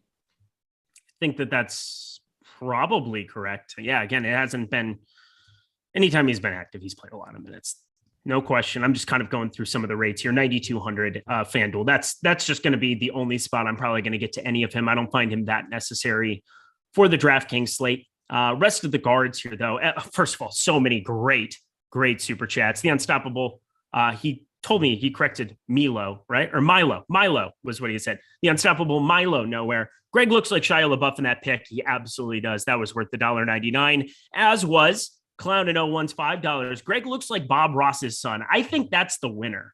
Bob Ross's son is absolutely what you look like.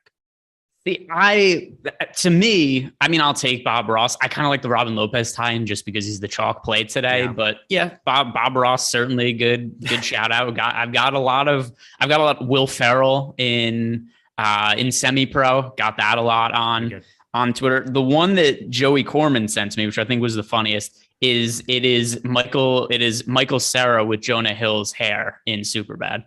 That is honestly spot on. Yeah, I was a part of that. I can't unsee that. That's for sure. CS 199, Philadelphia, Boston to stay competitive, Tatum or Jalen. Let's just, ask that. Do you have a site maybe CS? Because, maybe that matters a little bit. It's Tatum. It's Tatum. Regardless, they're both so inflated. I'm going to go for Tatum ceiling if I go for either of them. There's that. And then preferred ball flight, baby draw or buttery cut. I'm a buttery cut with my driver, and then I hit the draw with an irons. I like kind of turning it down, and I'm an iron player. I like hitting those little punch draws. That's kind of my shot for those. But do you have a preference, Greg, on your ball flight? Because I know you were a golfer. People don't know this about you, but you had some golf game once upon a time. Well, I mean, you just adjust it based on the outlook, based on the lay of the hole, right? We go both ways. Yeah. Greg goes both ways. Quote, exactly. Greg Ehrenberg. Greg Toscano Anderberg. Exactly. Little cut though. Little cut though. I like that. It's kind of a better ball flight. I'll just do a Tiger Woods, greatest golfer of all time. Jack Nicklaus, if you want to say him, also a cut. So turn it over when you need to. I like hitting those with the irons, but otherwise cut everything. Much more predictable ball flight. Cade Cunningham is somebody that at 7,600, I'm not getting to on DK, but man, is he an important talking point of the FanDuel slate. I don't really know how I'm going to get away from him at 6K. I want to 35% there over on Yahoo. He's a great play. $26 over there as well. Give me your Cade Cunningham against Toronto take here in this spot, because for those sites, he is a pivotal decision point. DK, no real need to play him. The price is absolutely asinine on FanDuel. Like, just doesn't make sense that he would be 6,000 on FanDuel. And I also don't understand why he's only picking up 35% ownership. To me, Cade Cunningham at 6,000 should be just crazy highly owned today. It's an incorrect price. It's against a Toronto team that's fairly beat up. We don't know if Scottie Barnes and Gary Trent Jr. are going to be in right now. So Cade Cunningham should be a staple of cash games on FanDuel. Sig Homie Cal, $1.99. Rozier or LaMelo tonight? LaMelo by a landslide. We just talked about it, but again, super chats, I'm always going to ask those right away. Greg, I don't have a whole heck of a lot here else from the guard position. I'm kind of taking some scattershot approach on DK, where I'm kind of getting to a little bit of everybody, especially those studs. Like, I'm getting a little bit of Doncic. I'm getting a little bit, I'm a little bit over on Curry. So I will say that. Trae Young, I don't really find necessary, but I understand the ceiling's there in a way. DeJounte Murray, we're kind of just, I don't know. I think he's going to probably be a little bit more popular than that 12.3%. And, Derek White is questionable. Do you think Derek White plays in this spot? So Derek White is out, isn't he? Oh, I thought he was still questionable. No. I'm almost. Oh, okay. Yeah, he's out. Then DeJounte Murray, I'm going to still get to here as well. I'm going through the pool and kind of finishing it up. John Morant, though, was somebody that at the tail end of the show that I saw, before we came on, the one that went on forever. It was the show that never ends. It goes on and on, my friends. John Morant was somebody that they really liked there at the tail end. Is that somebody you're rostering tonight as well? So let's see. I have some exposure to John Morant, but once again, talking about some of the other guys to roster today, Morant's a little bit more expensive than Lamelo Ball, and my preference is to play Lamelo Ball. I have Lamelo Ball projected higher than Morant, and he's less expensive. So that's really where I prefer to go. Also, let me look at the current. There's less ownership going to Morant, which is definitely one side in his favor, but I really do have LaMelo projected quite a bit higher and cheaper price tag. So it's going to be hard for me to get to a lot of Morant when I'm making LaMelo much more of a priority. Did we talk about Poole at all? Yeah, we talked about Poole right off the bat, kind of looped him in just as the three most popular guards. I generally list them off and ask Greg where he's going because, that's kind of the talking point. But for anybody that might have missed that at the top of the show, Jordan Poole, we're both in on him. Yes. Yeah. He's to me the best points per dollar play on the slate. And there's a lot of chalk today that I think looks pretty good on a points per dollar basis. Guys that are underpriced, Robin Lopez, Jordan Poole being two of them for sure. But to me, Poole is number one. All right. And this one's kind of fascinating because I believe at the FanDuel slate, he was somebody that is power forward eligible. And again, this is just kind of going off the chat because, he's somebody that's gone nuts now a couple games. Yeah, he is still power forward, 4,400. You don't even need to think about it, but I don't even know why we're thinking about him anyway. Lamar Stevens, you have no interest on this slate, right? No, I've not rostered Lamar Stevens in quite a bit of time. And the last time I did, it went very poorly and he's in a worse spot now. So no, Lamar Stevens. That guy is listed like Juan Toscano Ehrenberg. Man, he is blacklisted. No, thank you. Pass. Anything else for you from the guard position you want to touch on? Because we got to move it along on this 9-gamer. Let's see. So other guards that I have sizable exposure to. I think I like De'Aaron Fox more than you do. You mentioned that if I remember correctly, you said you didn't really like Fox earlier. Yeah, not so much. 7,600, 7,400 on DK. I just haven't been gravitating towards that spot in a while. Like De'Aaron Fox was really cheap. He was like 7,100 over on FanDuel. And I feel like I was way, way, way above the field every single time. I think at 7,800 for both him and Tyrese Halliburton on FanDuel, I still would prefer Fox between the two. But Tyrese Halliburton is really just kind of capping his upside here lately. The assist rate has been bonkers. We've talked about it on a number of these shows where it's 8, 9, 10. You have like 9.5 assist props that are going around. Let's head to Odd Shopper here now. I think that's a nice segue to take a look over there. The number one place that you need to be looking up all of your bets nonstop to kind of cross-reference where other guys are kind of coming in on the slate. You can look up Tyrese Halliburton super, super quickly. You can group it based on the state that you're in, and you can pull it up there. Tyrese Halliburton, 8.5 is his assist prop. It's juiced minus 105 at a number of books. That is looking like an expected win percentage of 56%. So if we're looking at 8.5 kind of being the predominant number, I kind of am feeling like De'Aaron Fox, he's just got to get there in pure volume. And I don't see that happening more times than not when he's already popular. So we've seen Fox play better as of late. And if you do look at his last handful of games, since the start of the new year, against Miami, over 40 fantasy points. Against the Lakers, over 40 fantasy points. Against the Hawks, over 40 fantasy points. Against the Denver Nuggets, over 40 fantasy points. Game against the Portland Trailblazers, bad game, but also blowout. Game against the Cleveland Cavaliers, just sucked that game. And then last game, he comes back against the Lakers. He scores 38.5 fantasy points. I don't think he's been that bad over the last stretch of the last couple of weeks. There was a time where he was struggling for a little bit, but I kind of feel like he's broken out of it. And I expect him to be more in line with the player was towards the end of last year when he was pretty regularly priced over 9,000.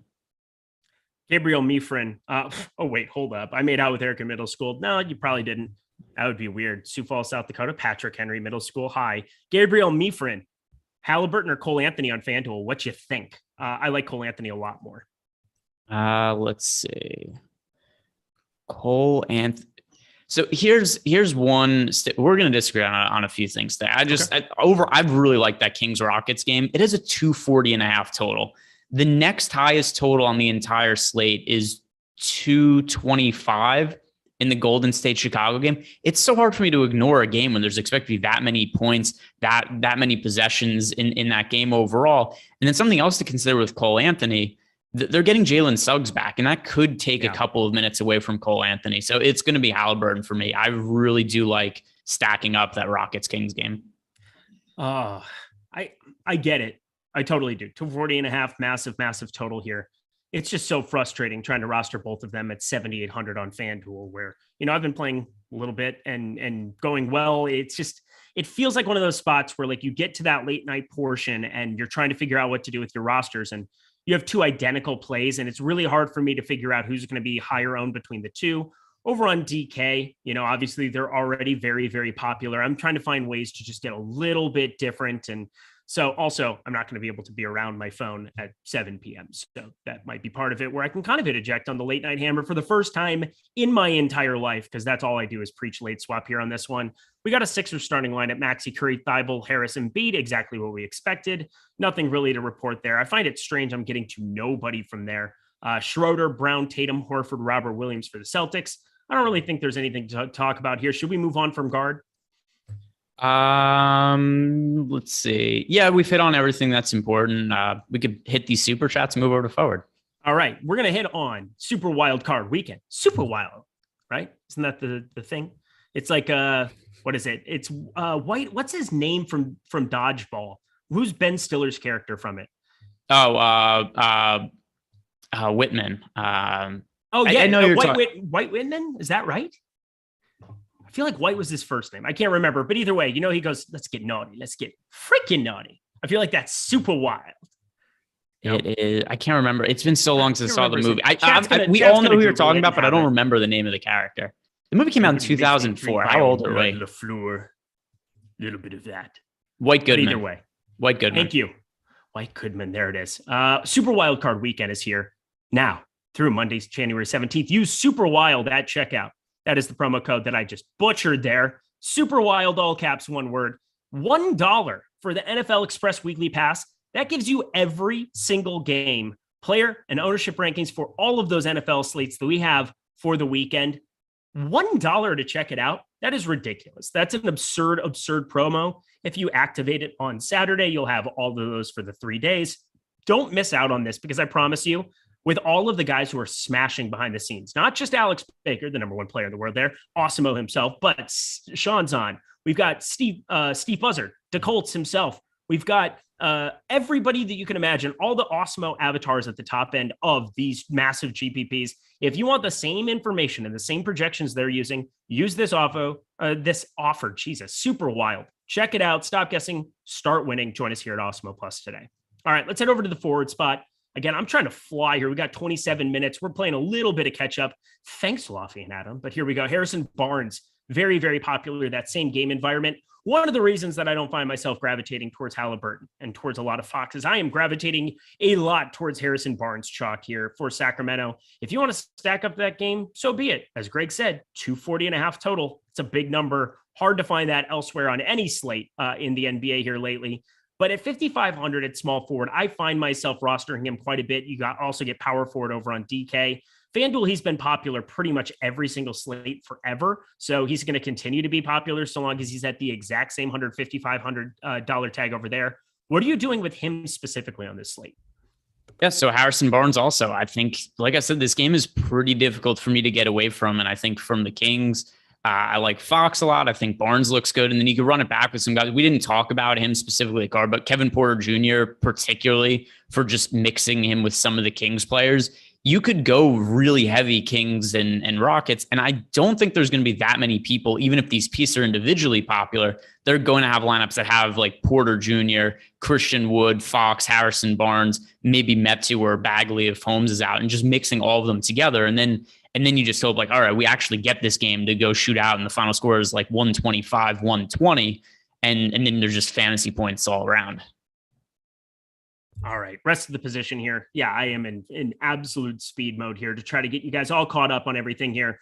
Very popular plays on DK. There's really nobody else other than Harrison Barnes that you really have that's chalk. Everybody else underneath 20% in our last run. Cody Martin, PJ Washington, Dorian Finney-Smith, Gordon Hayward, OG Anunoby, Jay Sean Tate, all garnering between 13 and 20% ownership. Who are your favorites amongst that crew, Greg? So I want to talk about, we also got a super chat about this, and I think it all ties together. The Rashawn Holmes situation, where Rashawn Holmes now has not played for a very long time. We haven't seen him play since December. So he's not played yet in 2022. And was it Ilya who left us the super chat? Yeah, we've got Ilya N. Yes, 250 of the rubles. Yeah, so Ilya leaving us his ruble super chat. How many minutes do you give Metu and Bagley for Sean Holmes is ruled out? So we saw last game Bagley and Metu both start.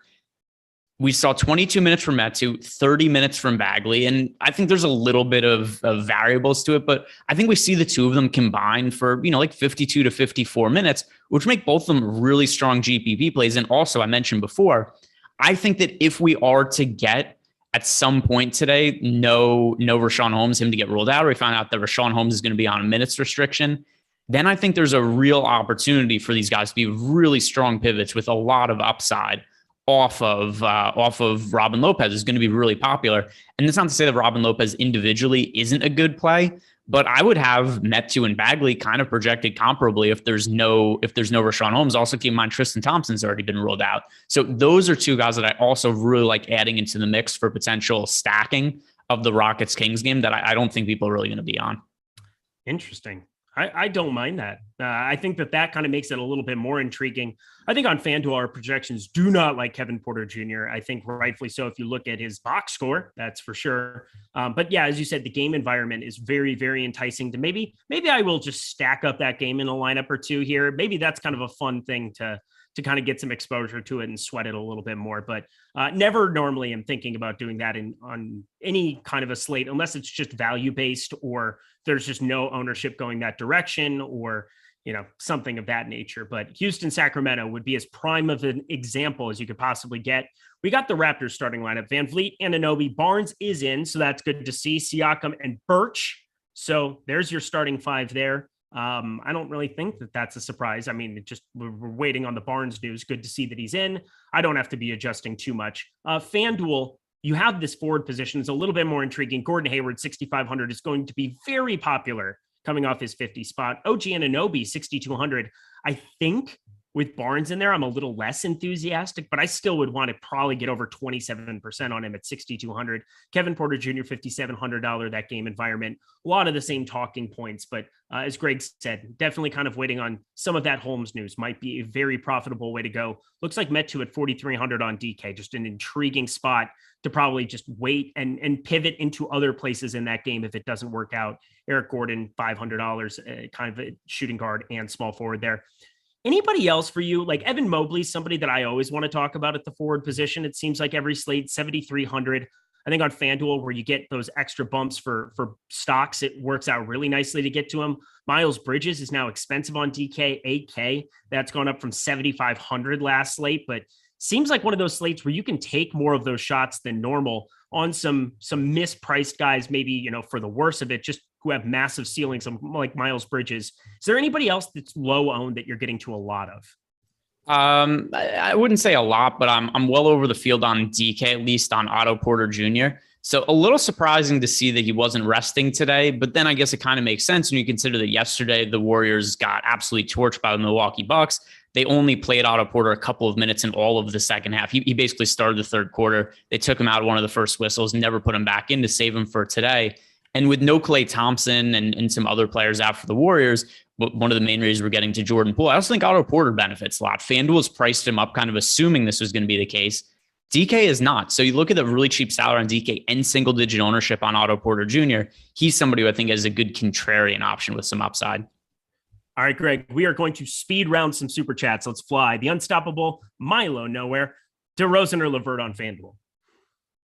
DeRozan. Ryan Van Wagenen. Damian Jones has cleared health and safety protocols, remains out Friday. That is great to know. But anyway, thoughts on DeAndre Hunter? Played 24 minutes first game back and is 4,200 on FanDuel. Feels like a solid contrarian value in GPPs. I'm not getting there. I'm only playing 15 lineups tonight. Would you be getting there at all on FanDuel, Greg? Yep, I have a little bit of exposure to DeAndre Hunter, both FanDuel and DK. DK is only 3,400, and there's a trickle down effect here with Cam Reddish getting traded, where I think a lot of people are looking at like, oh, what do we do with Clint Capella being out? And a lot of people talk about, oh, look, the Knicks fleeced the Hawks by getting Cam Reddish for not that much, which I don't really think that was the case, but conversation for a different time. And there's playing time open on the wing for Atlanta. And also keep in mind that we don't have an update on Kevin Huerter yet. And let me just check to make sure that's still the case. We still don't. Kevin Huerter is questionable. If Huerter gets ruled out, I think there's a chance that we see Hunter play back close to 30 minutes, possibly. 24 last game, we have to assume those minutes go back up. No Reddish, potentially no Huerter. So I do look at him as a pretty good contrarian option. I like that, and he is somebody in my player pool. For everybody playing on Yahoo today, again, they have an Everyone Wins Friday night special that is not yet filled up. Go fill that up. $7. That's our sponsor here of the Live Before Lock show. Has been the last couple of days. We really, really love working with them. You'll enjoy playing over there with their low rake. 10.7% management fee in this. Bogdan Bogdanovic is $12. Deandre Hunter is $10. They're both in my main lineup over there. So I really like that call by you. I just find them a little bit more difficult. $4,200. That's different than the min. 34 is still intriguing, I think, on DK. I'm okay getting to a little bit. I don't want to go nuts, but as you said, he becomes a phenomenal play if you get no Kevin Huerter there. CS $1.99. Lonzo Ball, talk me off this ledge, like 6.6K on DK, Greg. I thought he was going to say LaMelo Ball. So here's the rub with Lonzo. I just think he's about appropriately priced on a slate that has a lot of good value options. And we've also seen the Bulls are healthy now. There's not been that much of situations for this team where they've had everybody active. They are now, and I do think that kind of cuts into his upside. There's other guys that I'd rather roster today, and I don't have any individual issue with Lonzo Ball other than just I think there are better plays available to us today. $1.99 from Brody. FanDuel GPP. We're going to go Murray, Hield, or Trae Young and Barnes? Trae Young and Barnes. Yeah, I think it's going to be the Trae side. I really like Harrison Barnes in this spot. Less inhibited at his position, that is for sure. I don't have to be thinking about it. He's been playing fewer minutes of late. Like it's been down on the bottom end, and then it just spiked back to 37. Again, they don't care about Terrence Davis's existence. That is for sure. Do we have any other super chats? Oh, we have so many of them. Crooked Samaritan, Rozier or Cole Anthony? Single bullet on FanDuel, Greg. Cole Anthony of those two. Matthew Etheridge, $4.99. Who's your building blocks on DK? I got Collins, Wood, and Rozier as building blocks. I'm okay with those. I'm not like beating down the bush. Christian Wood's my favorite of that grouping. Collins, I think even with Huerter out, I think he's fine. How much Collins are you getting? I feel like that's a name that I just am not rostering on DK. Not that much. My favorite Atlanta player today is DeAndre Hunter. Yeah, my favorite, well, if you're playing Yahoo, is Bogdan Bogdanovic, $12. That's just wrong. Roster him there. I just love that price for him and getting exposure. He's like out of play, 6K on the FanDuel slate. That's really hurtful. Over on DK, he is just out of play as well, I think, because I know I wasn't getting to him in any kind of amount. I'm just not. He is 5,300. He's gaining a little bit of traction. I think that's unnecessary, so don't do that either. Do we have anything else there? Of course. Yeah, Eddie Seja asked best two guards in DK GPP. The two guards I have the most exposure to on DK today are Jordan Poole and LaMelo Ball. Love that. Darren Unker, Jordan Poole, LaMelo Ball. Yeah, those are my two favorite. Darren Unker, FanDuel, Okongwu, Murray, or Butler Lopez. It was, sorry, could you read me those? Okongwu and DeJounte Murray, or Jimmy Butler and Robin Lopez. They're both great. Yeah, Butler and Lopez now because let me see if we have an updated ownership on Jimmy Butler, but I think there's a pretty good chance that he's going to go way under owned just because he hasn't played in so long. And the price to me is not correct. He should be much more expensive. And the other thing too is keep in mind, before I was looking through his box scores when Jimmy Butler was first rolled in, and at least earlier in the year in games where Jimmy Butler was coming back off injury, which has happened quite a few times this year, he didn't really see a minutes restriction. So we actually have Jimmy Butler project for 20% ownership. Now I'm overweight to that number on FanDuel, but I wouldn't be surprised if that ownership ultimately comes in lower. Yeah, I wouldn't either. That is for sure. Sean Raza is Josh Richardson, a FanDuel GPP play. Talk about a guy I didn't imagine in a million years hearing the name of. I have 0%. Yeah, I don't have any Josh Richardson exposure today. Did not even remotely think about that human being. Smokey Bear took down a $40 single entry last night. Thanks to Live Before Lock and SGA. You are so welcome. Thoughts on Fox and Garland in a DK GPP? Fox, obviously, I'm not as high on. Great game environment for sure. Garland, that's a guy that we didn't talk about a whole heck of a lot. He was getting some steam for sure against the Spurs. I think he's fine, but nothing I'm enthusiastic about. Greg, what do you think about those two? I mean, he's 7,800. I have him projected for about 39.5 fantasy points. It's a fair price point, and there's a lot of guys that have better than fair price points. So, and look at some of the guys at guard that are priced around Garland, or even guys that are a little bit more expensive, like a LaMelo Ball. I'd much rather get to him. Other guys at this price point, Cole Anthony, mentioned him. I think he looks a little bit better than Darius Garland does, and I don't really like Cole Anthony that much on DK. So not for me. Robert, $2, DK, GPP. Thoughts on Gallo, Horford, Wiggins? I like Gallo if Herter gets ruled out. I don't really have interest in Horford or Wiggins, though. Yeah, legitimately zero on either of them. Ruggaroo, Gallo, question mark. We just answered that one. You are so welcome. Whoo, baby, we're caught up. Guys, you guys are the best. We really appreciate those super chats. Goes a long way for both Greg and myself, and we just look cool. I think you missed. Did you read Adam Palmer's?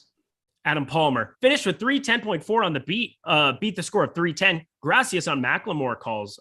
You're very welcome for those as well. I didn't actually end up on much Macklemore because I got pivoted onto some garbage Brooklyn, that's for sure. But luckily, I didn't pivot onto like 100% of garbage Brooklyn because I still gave myself some outs, and I actually played some blowout run with Ellaby, which was the thing that worked out. We talked about that a little bit after the show yesterday. Thanks to Greg Ehrenberg for making sure that I didn't pivot off that guy. That's for sure. So shout out to you, my co-host, my fro buddy over there. Oh, it's so beautiful. God, that picture is so lit. Way to go, Tyler Xander, winning the day. Rest of the forward position. I mean, you have guys you can pay for their upside and whatever else over on DK. It's just so hard to be spending up at some of these spots. We have much more palatable value, should I say, is probably the right way of saying it. I'm getting to a little bit more of this Met too. I am going to kind of target that situation. I should be able to, with 40 lineups, kind of be able to hand swap into some situations there. We got Ball, Rozier, Hayward, Bridges, Plumlee, exactly what you expect from Charlotte there. Anything else you really want to touch on it forward? No, to me, something that's going to be really key is just what ends up happening there with Rashawn Holmes. Because if he's out, I really do think that Metu and Bagley are really strong GPP plays that are going to be underrepresented. Love that call. Also love if you guys would stick around with us for half an hour after lock. We're going to be talking a little Yahoo Fantasy, which is, once again, the best place you can play for your bankroll because of low management fees, because of phenomenal contests. This everyone wins contest. Jump in it with me. It's really, really fun to be able to know that the most you're going to lose is like $4, I believe, in it. It's only got a 10.7% management fee. These are ridiculous, ridiculous offers that they're running. That locks in 12 minutes. Normally they push back the lock half an hour. Well, hard to push back half an hour when half of the slate locks right at lock. So we appreciate all of the great stuff that they do for us over here. NFL contests are so lit over there too. They have $100K to first, $20 entry fee, low management fees, way better rake than what you're going to be paying over on DraftKings and FanDuel. Pretty top heavy, but phenomenal payout structure overall. You're really going to enjoy playing over there if you like NFL DFS. So check that out in conjunction with what we're doing as a promotion with them, which is any new user signing up over at Yahoo, deposit $10 or more, you will get 1 free month of Awesemo Plus Platinum completely free. No questions asked. 1 free month of Awesemo Plus Platinum. That's NBA, NFL, PGA, MMA. NASCAR is going to be coming up here soon. You want to get behind this paywall. You need to get behind this paywall. Shout out to my boy Aaron Sorkin. But either way, claim those free $10 as well from credit that you get by signing up there. Play in this $50,000 Everybody Wins contest with me. $500,000 NFL wildcard ballers for Saturday and Sunday. Use the projections that you get from that free month. Stop guessing, start winning, and join us through this Yahoo promotion. Thank you so much to them for sponsoring the Live Before Lock show. All right, my friend, we go to the center spot where Robin Lopez, I mean, he can't let us down. He cannot let us down with that picture that you have behind you. It's just impossible, right? No, he could, because he's Robin Lopez and he isn't particularly like great at basketball or anything, but I'm still playing a lot of him. I'm not looking at him as, some of the other just smash type chalk plays we've had as of late, but he's in about half my lineups right now. Like I said before, I really do like getting to guys like Bagley and Metu as pivots if there is the situation where Rashawn Holmes is ruled out. So I have these guys in a lot of lineups as a placeholder. Unfortunately, I'm going to have to scramble if Rashawn Holmes is ruled in, but even if Rashawn Holmes plays, comes off the bench or has a minutes restriction, I would still like Bagley and Metu. But my real hope here is that Holmes doesn't end up playing, and just fingers crossed that ends up being the case. But Lopez is pretty clearly the top value center option. There's no way around it. Yeah, he really is. I've got a ton of him. I have how much do I have? Yeah, I literally have almost 100% over on DK. He's just impossible to get away from, I think, on this slate. Christian Wood is pretty hard to get away from on this slate, too. You've talked about this Houston-Sacramento game 48 times on the Live Before Lock show, rightfully so, no doubt about it. But 7,400, a little bit inflated from the 6,900 we were paying for him before, but that tag was wrong. This tag is still wrong for his situation. So long as he doesn't throw a temper tantrum along with his buddy Kevin Porter Jr., we should be looking at 30, 32, 34 minutes here out of Christian Wood against a maybe Rashawn Holmes front court here from Sacramento. How do you feel about him on this slate? You just had a very funny slip of the tongue that I don't know if you called him Rashawn Homeless. Oh, see, that's cool. I see what happened there. Rashawn Homeless. How could you be so homeless? So getting back to the Christian Wood said, I love Christian Wood. I actually like Christian Wood. Christian Wood and Robin Lopez are in a whole bunch of my lineups on DK today. The price is just incorrect on Christian Wood. And we had that weird situation where he had that game where he came off the bench, team discipline issue because he skipped a COVID test. And then he didn't start. They brought him off the bench. He refused to check into the game in the second half. So he got suspended for a game, came back, and his price tag went way down. And they just never really priced him back up. So the game before that happened, he was $8,800 was his salary. Then because of things that are just unbasketball related, his salary goes way down. He's playing fine. He scored over 40 DraftKings points in 3 of the last 5 games. The salary is incorrect. The pace in this game is going to be crazy. A lot of upside there. So Robin Lopez, Christian Wood, those are the 2 top center plays. All right, before we go through the rest of the centers and get out of here, 8 minutes to go. Want to get these super chats in so they can do something with the information. FanDuel GPP. We've got Butler, Damien Lee, or Tatum and Svi. I don't know how Svi is a conversation point. No, so Butler and Damien Lee, although I don't really like Damien Lee. He's kind of an interesting pivot off of Jordan Poole, I guess. But Butler is certainly the guy that stands out to me the most there, and I don't have interest in Svi. I'd rather roster Damien Lee than Svi. I'd rather roster Butler than Tatum.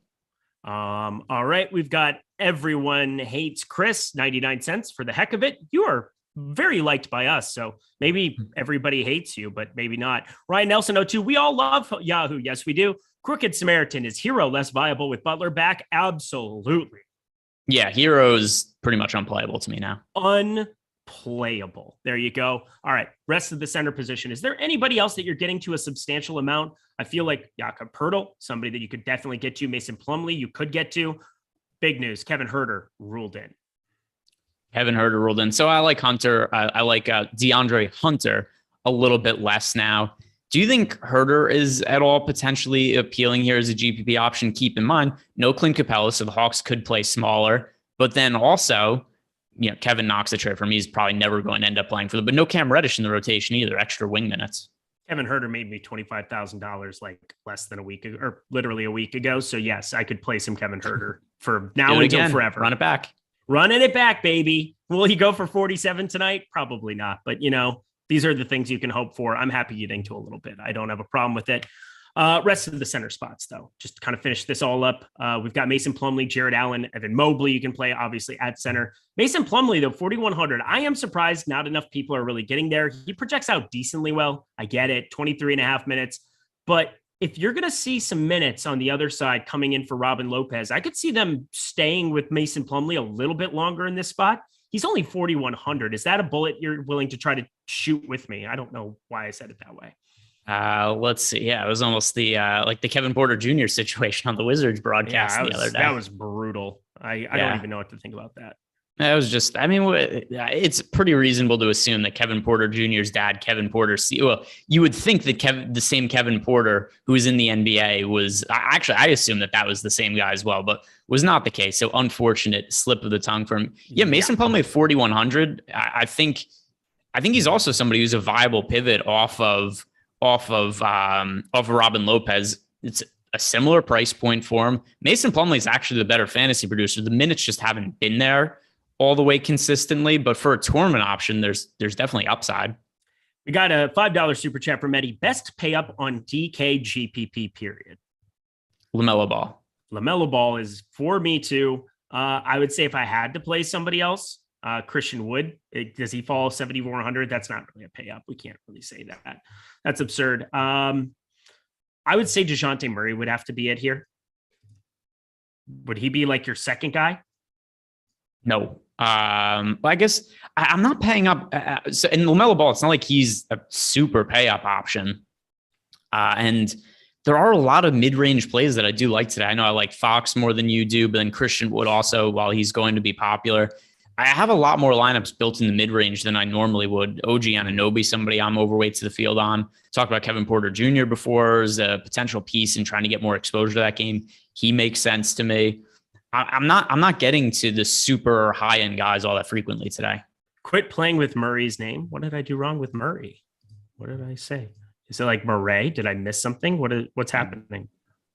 Murray. Quit playing. That's what I said. DeJounte Murray. Okay. Yeah. Cool. We got 4 minutes. Get your lineups in, everybody. Greg, we sped through a bunch of that here, a bunch of lock here, bunch of lock, 3 minutes, 15 seconds until lock here. We flew through everything, the super chats. It was a very, very active group. We appreciate you guys, but don't go anywhere. 30 minutes of Yahoo coming up. We're also going to be reacting. There's going to be a lot of games going. Greg did have to decide which game he wants to be focused on the most from the early window. I have a feeling I know which one it is because LaMelo Ball and Robin Lopez exist. But my fro host over there, yes, there it is. My fro host. That is going to be something that we're going to be paying attention to after lock. But Greg, anything that you're noticing from your lineups here in 3 minutes that you need the people to know right now before lock? What do they need to know? Not really. We hit on everything that's pertinent to me while we were talking about position by position. There's nobody that is meaningfully in my lineups. I guess I have some Gordon Hayward exposure. We didn't talk too much about him. He went off last game and remains kind of cheap, but it's not like I have a crazy amount of him. I'm around the field. So anything that's really important to me, I really do love getting that Kings Rockets game. Play him on FanDuel. That's all I really have to say. Play $6,500 Gordon Hayward on FanDuel. I think on our sponsor, Yahoo, not really somebody, $26 is fine. $31, Miles Bridges. You could probably find the money to just get up there. I think the ceiling's more prevalent for him. But y'all, let me see if there's any other questions. What is Jared Allen's ownership? What a great question. I think, what is the free stuff today? I didn't even put in the freemium. I think it's player projections that are free today. Am I correct about that? You're coming up with a lot of really clever things by accident today. What did I do this time? You called it the freemium content. Whoa. Whoa. Premium content, like Rashawn Homeless. Something I did not, but I'm just, how could you be Rashawn Homeless? Or let's see. For the ownership, let me refresh to make sure I'm looking at the most recent page. Jared Allen. Did he say FanDuel or DK? Jared Allen, he did not say either. I think it was just, what is Jared Allen's ownership on either? He is 12% on DK and 14% on FanDuel. Pretty similar on both sites. Yeah, it's pretty useful. Rozier or Garland? We've kind of gone back and forth about that one a lot. Final verdict on Rozier versus Garland. Garland if I have to choose one. All right, is Boucher a play today? No. No. They've got their Toronto's got their guys playing today.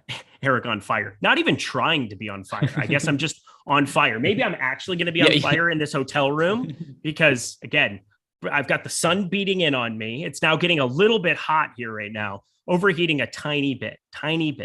By the way, people aren't able to see this as much now, but the way the light was shining in before, it looked like Eric had no eyebrows and it looked like he shaved them off again. It's still a little bit, but not quite as severe as it was before. Eric was in a panic before the show started about his lighting.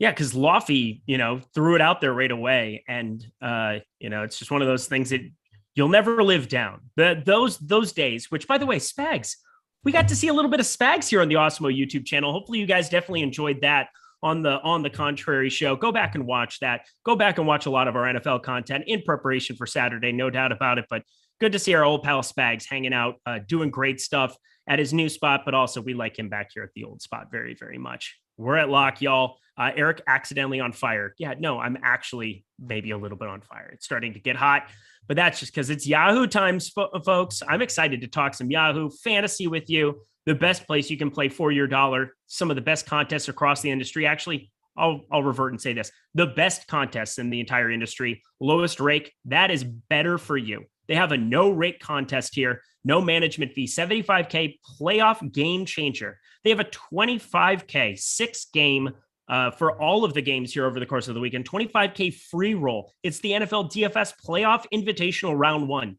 Play in these tournaments. I don't know what you're waiting for. Sign up at Yahoo. Play some NFL this weekend. You don't even have to spend that much. And there are massive prize pools to be had over there, similar to DraftKings and FanDuel. So there's no reason you shouldn't be signed up over there. You'll get that free month of Awesemo Platinum if you haven't had the chance to play over there.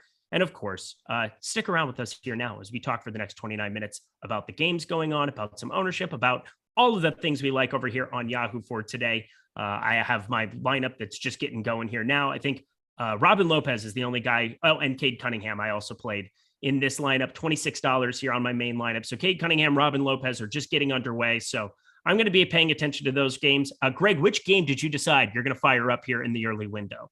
Well, I had a lot of empty water bottles in front of me, so I had to move those out of the way. And now we're living in filth over there in New Jersey. Yeah, no, I'm actually really clean. I was just really thirsty today and drank a lot of water bottles. So let's see. Yeah, probably it's going to have to be the Orlando Charlotte game because of the Lamelo Ball exposure and the Robin Lopez as well. Am I wearing a toupee? Does it look like I'm wearing a toupee? No. Yes. No, it doesn't. Yeah, it does. Yeah, look how it just moved. Toupee? Yeah. When you just moved your head down like that, your hair moved. I'm very paranoid. Tilt your head forward again. Yeah, it moved last time. Yeah, that's fake. No, it's not. Yeah, it most certainly is. Greg, I don't need you pulling this crap. We have 28 minutes to get through, and then we're finally at the weekend, and I could be rid of you till next Tuesday, okay? Your loss. Your loss. All right, my fro host over there is getting a little cranky. I'm getting a little cranky as a result. Let's get to the guard position over here on But Yahoo. like when you're like, what does your wife ever accidentally pull it off your head when you're in bed or anything? Why are you even doing this? This is not funny. This is not a thing. Plug it in. Poor Eric. Yes, best hair in the biz. I have fantastic No. hair. They're talking about me. Yeah, okay, there we go. Now it'll be settled. Is this a toupee? Now we'll know for sure because we've got Tyler posted in the chat. Is it a toupee? The people will decide, and then we'll know. Right? Because the people are totally unbiased. They're going to give us fair responses of what they think. And yeah, look, a lot of people right now rolling in. We've got Marshall White. It's a toupee. Living in Timelit TV. It does look fake. Marshall White, no doubt. A lot of LOLs. Yeah. Glenn Smith, domestic toupee. Oh, actually, this is interesting. Joe Lacazzi here. He thinks that you have real hair, but you wear a toupee on top of it. Like, that's actually pretty funny. Like roadkill on top of my semi-bald head or something. That would be. Let's excellent. See, where are we at on the poll? Because we know look, the people know what's up. So we've got about 200 votes. This is the dumbest bit we've ever done on this show. Do you understand how dumb this is? You guys are hanging out on a Friday night saying I have a toupee. God, who because said you that? do. I'm going to need to time that out. The results don't lie, Eric. Over 200 votes, 69% say yes, 31% say no. Oh, because polls are the end all, and they make everything true. Yeah. Do you have a Wikipedia page? No. All right, time for us to make one. No, we're not making. The Losers Win Again has a super chat. Can we get back to freaking basketball? Okay. The Losers Win Again. Any advice for people who are on a losing streak? Was pretty profitable the last 2 months, but haven't cashed once in January for NBA. Thanks, guys. Greg, what would you give advice to somebody who is in the middle of a losing streak? Because I will say this. I was on like a 3-week losing streak coming off of Christmas up until, well, I guess that would be 2 weeks. I had a 2-week losing streak, just kind of stuck to the same process. I knew I was making good decisions. I just kind of needed some stuff to go my way. Went my way. Now I'm no longer on a losing streak. But is there anything you'd specifically say to the Losers Win Again? Because he wants to win again. Yeah, and understandably, number one, don't play Juan Toscano Anderson, and that's a good start right there. Beyond that, though, and actually, very upsetting. The Juan Toscano Anderson, as people pointed out to me yesterday, actually played okay yesterday in blowout time, which was very upsetting. But from the losers win again, if you've been profitable in totality over the last couple months, there's a whole bunch of randomness that goes into this. And there's no rhyme or reason. Like just because you've had 3 winning slates in a row doesn't mean you're any more likely to win in the 4th slate. Doesn't mean you're any more likely to lose. You're not due to win. You're not due to lose. But if in the whole you've been profitable, there's probably not that much that you have to totally overthrow. One thing I would say, though, is don't like chase wins or chase losses. So don't make it a situation where it's all of a sudden like, oh, because I've been on a losing streak or winning streak, I have to massively change the amount of money I play for. I wouldn't do that either. And certainly always play within your means. But the slates aren't connected. They aren't correlated to each other. If you've been a profitable player in the long run, then you probably don't need to change anything. I do recommend using the rewind functions in Fantasy Cruncher and, look at some of your lineups. Look at what some profitable players are doing. Certainly people like Rinpack, Alex, Awesemo, some of the best players, Ship My Money. All guys, check out their lineups, what they're doing every night. And it's pretty good things to check and see what you're doing differently from them. Look at that. Greg does have a heart. That was heartfelt. That was like some serious, great advice. I didn't see that coming. I don't think anybody else saw that coming, but it was beautiful. A lot of things to catch up on here, though. We've got Nolan Kelly trolling. One person that doesn't know a thing about losing streaks is high school Greg. That is fantastic. Nolan Kelly, that's so good. El Negro Loco got the news, got himself killer toupee. Eric, where can I get one? We're now fighting, News God. We're now fighting. Eric has a toupee collection. No, I do not. This is so dumb. It was Eric on Howard Stern. People don't. You're getting timed out. This is just. So here's what people don't know. A lot of people question, where does the super chat money go towards, right? And it's a reasonable question. And the reality is towards Eric's collection of toupees. So there's whenever you guys get a super chat, that's what gets Eric a new toupee. So it's like 2 weeks from now, he's going to have hair that's the same as my high school yearbook picture. The super chat's been rolling in lately. Where are we on? Look at this. The people, we got a good sample size here. 67% calling it a tube. Do you want to just talk about guards over here on Yahoo? Let's go to guards on Yahoo. I'm looking. I mean, at the guard position. Yeah, I'm looking at the guard position. I might actually go. There's a fridge over there with some beer. I might need a beer to get through the rest. Oh, that's good. They give you alcohol and protective custody. I mean, I get it. You're probably not allowed. Luka Doncic is $49. DeJounte Murray is $47. Both of those are pretty expensive. Trae Young, $45. Steph Curry is $42. That is an absolutely fantastic tournament play, projected for 16.8% rostership on our sponsor, Yahoo, Greg. Who amongst those $40 spend ups? John Morant as well there, 5.2%. That's a low number. Who amongst these $40+ guards would you try to roster the most on Yahoo today? Over $40 now, going back to being, I don't think you need to spend up to that level really on Yahoo. If you had to choose one, Steph Curry, I think, does make the most sense at $42. He should be, even though it's a tail end of a back-to-back, it's not like he had to exhaust himself or play a whole bunch of minutes yesterday. But I do think that, what's going on? Everything okay? Oh, he actually he's actually cracking open the beer. That's good. This would be his pregame for the wedding he's about to go to. I am curious on this, though, Eric, while we're having more of a serious conversation. I know you were not massively high on De'Aaron Fox today. Do you feel differently about him on Yahoo, though, where he's only $28? Yes, I do. Big time, because he's in my lineup. So good. There's that. Again, this is why you need to play multiple sites. I have no De'Aaron Fox on FanDuel. I have a tiny, tiny bit over on DK, but like legitimately way under the field. So play multiple sites because that price is just like ridiculously wrong. I do like Steph Curry. If I were playing more than 3 lineups over there today in their main tournament, which again, I hope you all got in that $7 at least, because that's as good of a tournament as you will ever find in NBA DFS. I don't even think it ended up filling. That's just absurd. 7,587. You're looking at almost no rake on that contest. It is phenomenal to be able to get some of these offerings there from them. We also have some news actually to react to. Rajon Rondo is not playing today. I had him in, but looking here at LaMelo Ball there, $38 would be intriguing, but that's just a little bit too much when you have somebody like Steph Curry for $4 more that I can get to pretty simply over on Yahoo. I would probably go that direction a little bit more. But as you said, I'm kind of gravitating down a little bit more towards the bottom there, where we get De'Aaron Fox, $28, one of the most mispriced players, $1 less than Tyrese Halliburton. But the thing about Yahoo is your strict positionality: point guard, shooting guard, small forward, power forward, center. Nobody has multi-positional eligibility. That makes De'Aaron Fox at $28 a smash for me. Yep, that was something I was really curious about, because in the build I have on Yahoo, he's actually my most rostered player. So I just think the $28 is just egregiously too low for Fox. That Yahoo contest is a trap dummy. What are you talking about? The most you could lose is $4 in that contest. Everybody wins Friday night special. I'm literally looking at it. There's less than 8,000 entries that ended up getting into it. $50,000 prize pool, 10.7% management fee.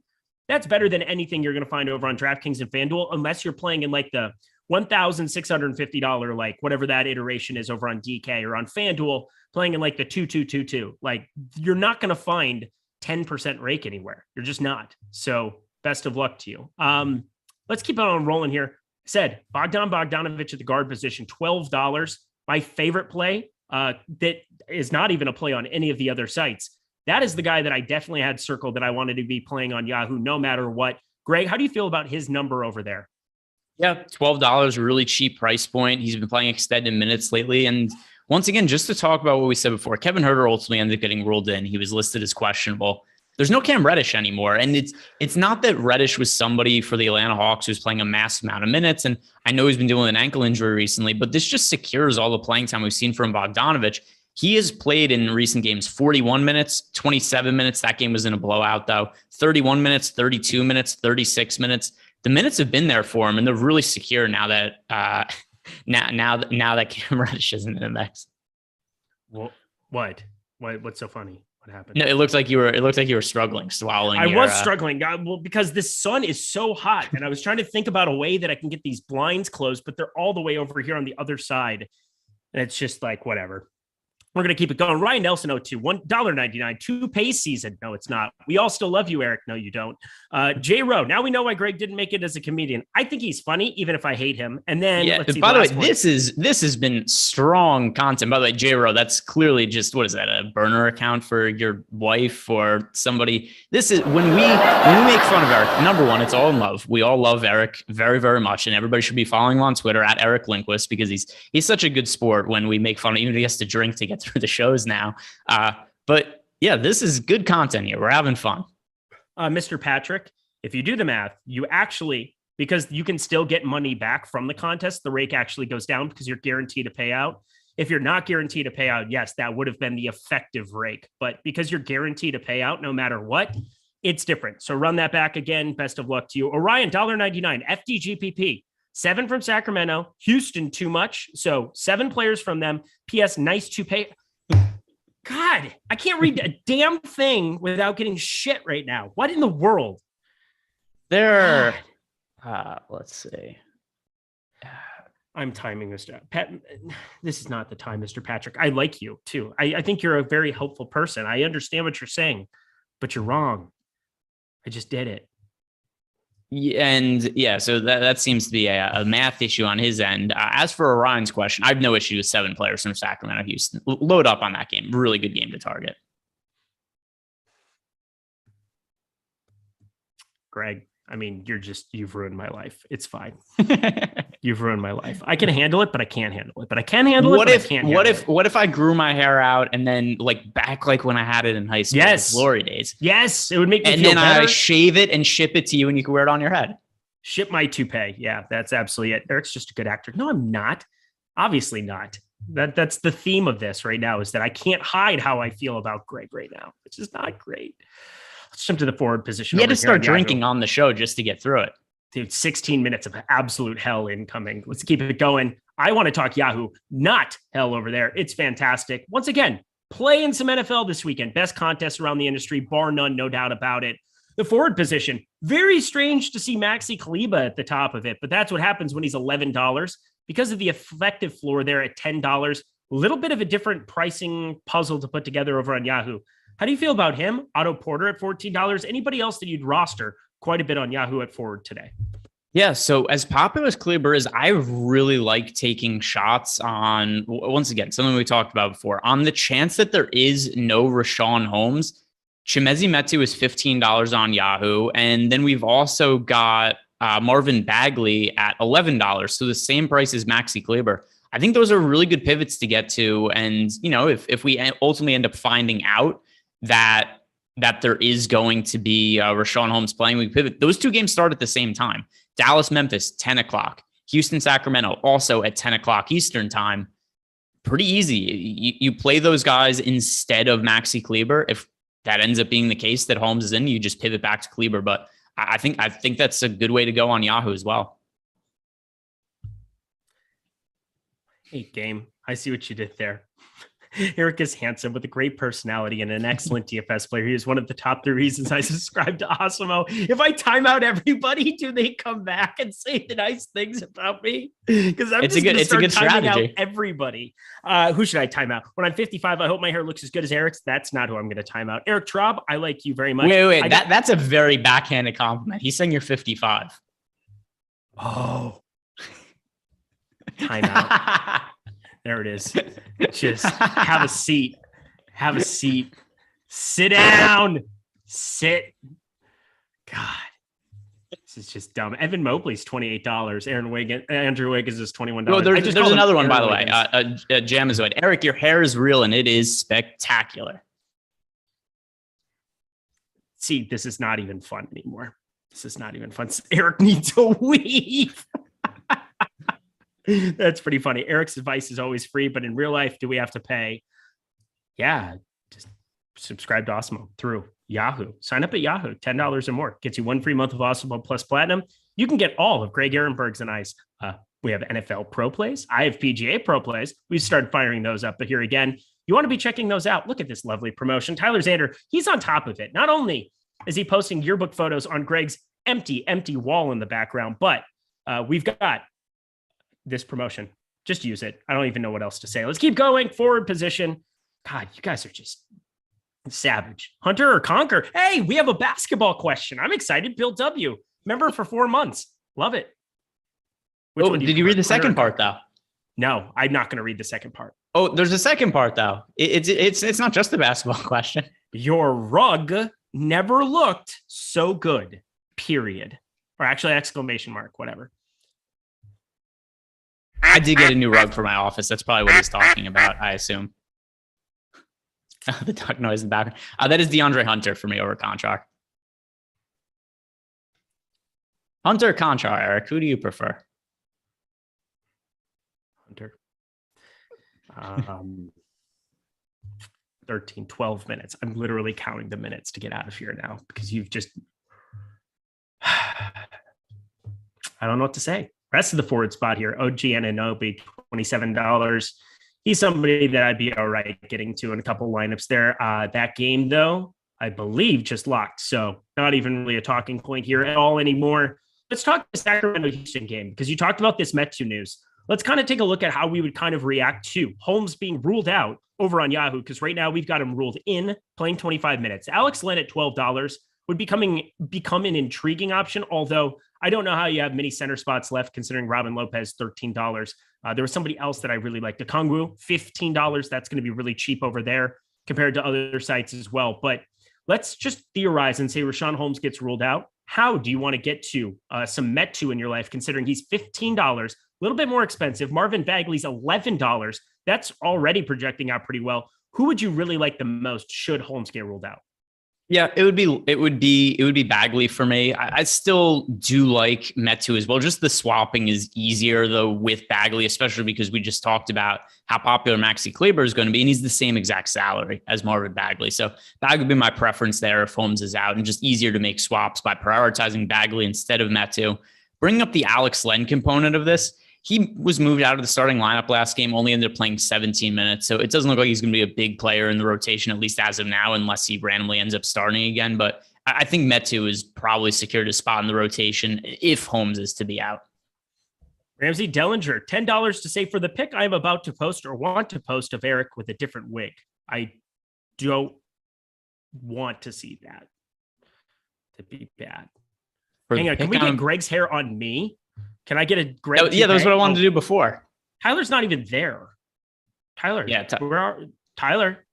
He got really excited. He won producer. He felt like he wrapped up producer of the year early this show. So there let's see. What does he got? I'm just going to call him out for not doing his job. He got food. He's getting made fun of relentlessly. Eric, I think your toupee is on backwards. I don't know what to tell you. Glenn Smith, $2 of loonies. 2 loonies, I guess would be the right way of saying it. Lots of emojis. Goes from kid to older and family, and then a lot of this emoji. So that's cool. Cut the crap, Eric. Best play tonight. Wow. But Jenkins, glad you asked, because Robin Lopez is starting right now. How's he doing right now? Very poorly. He has 1 assist and no other stats. Excellent. Let's see. Let's go around the league and let's tilt what's happening so far. I love tilting. Robin Lopez, garbage, absolute garbage.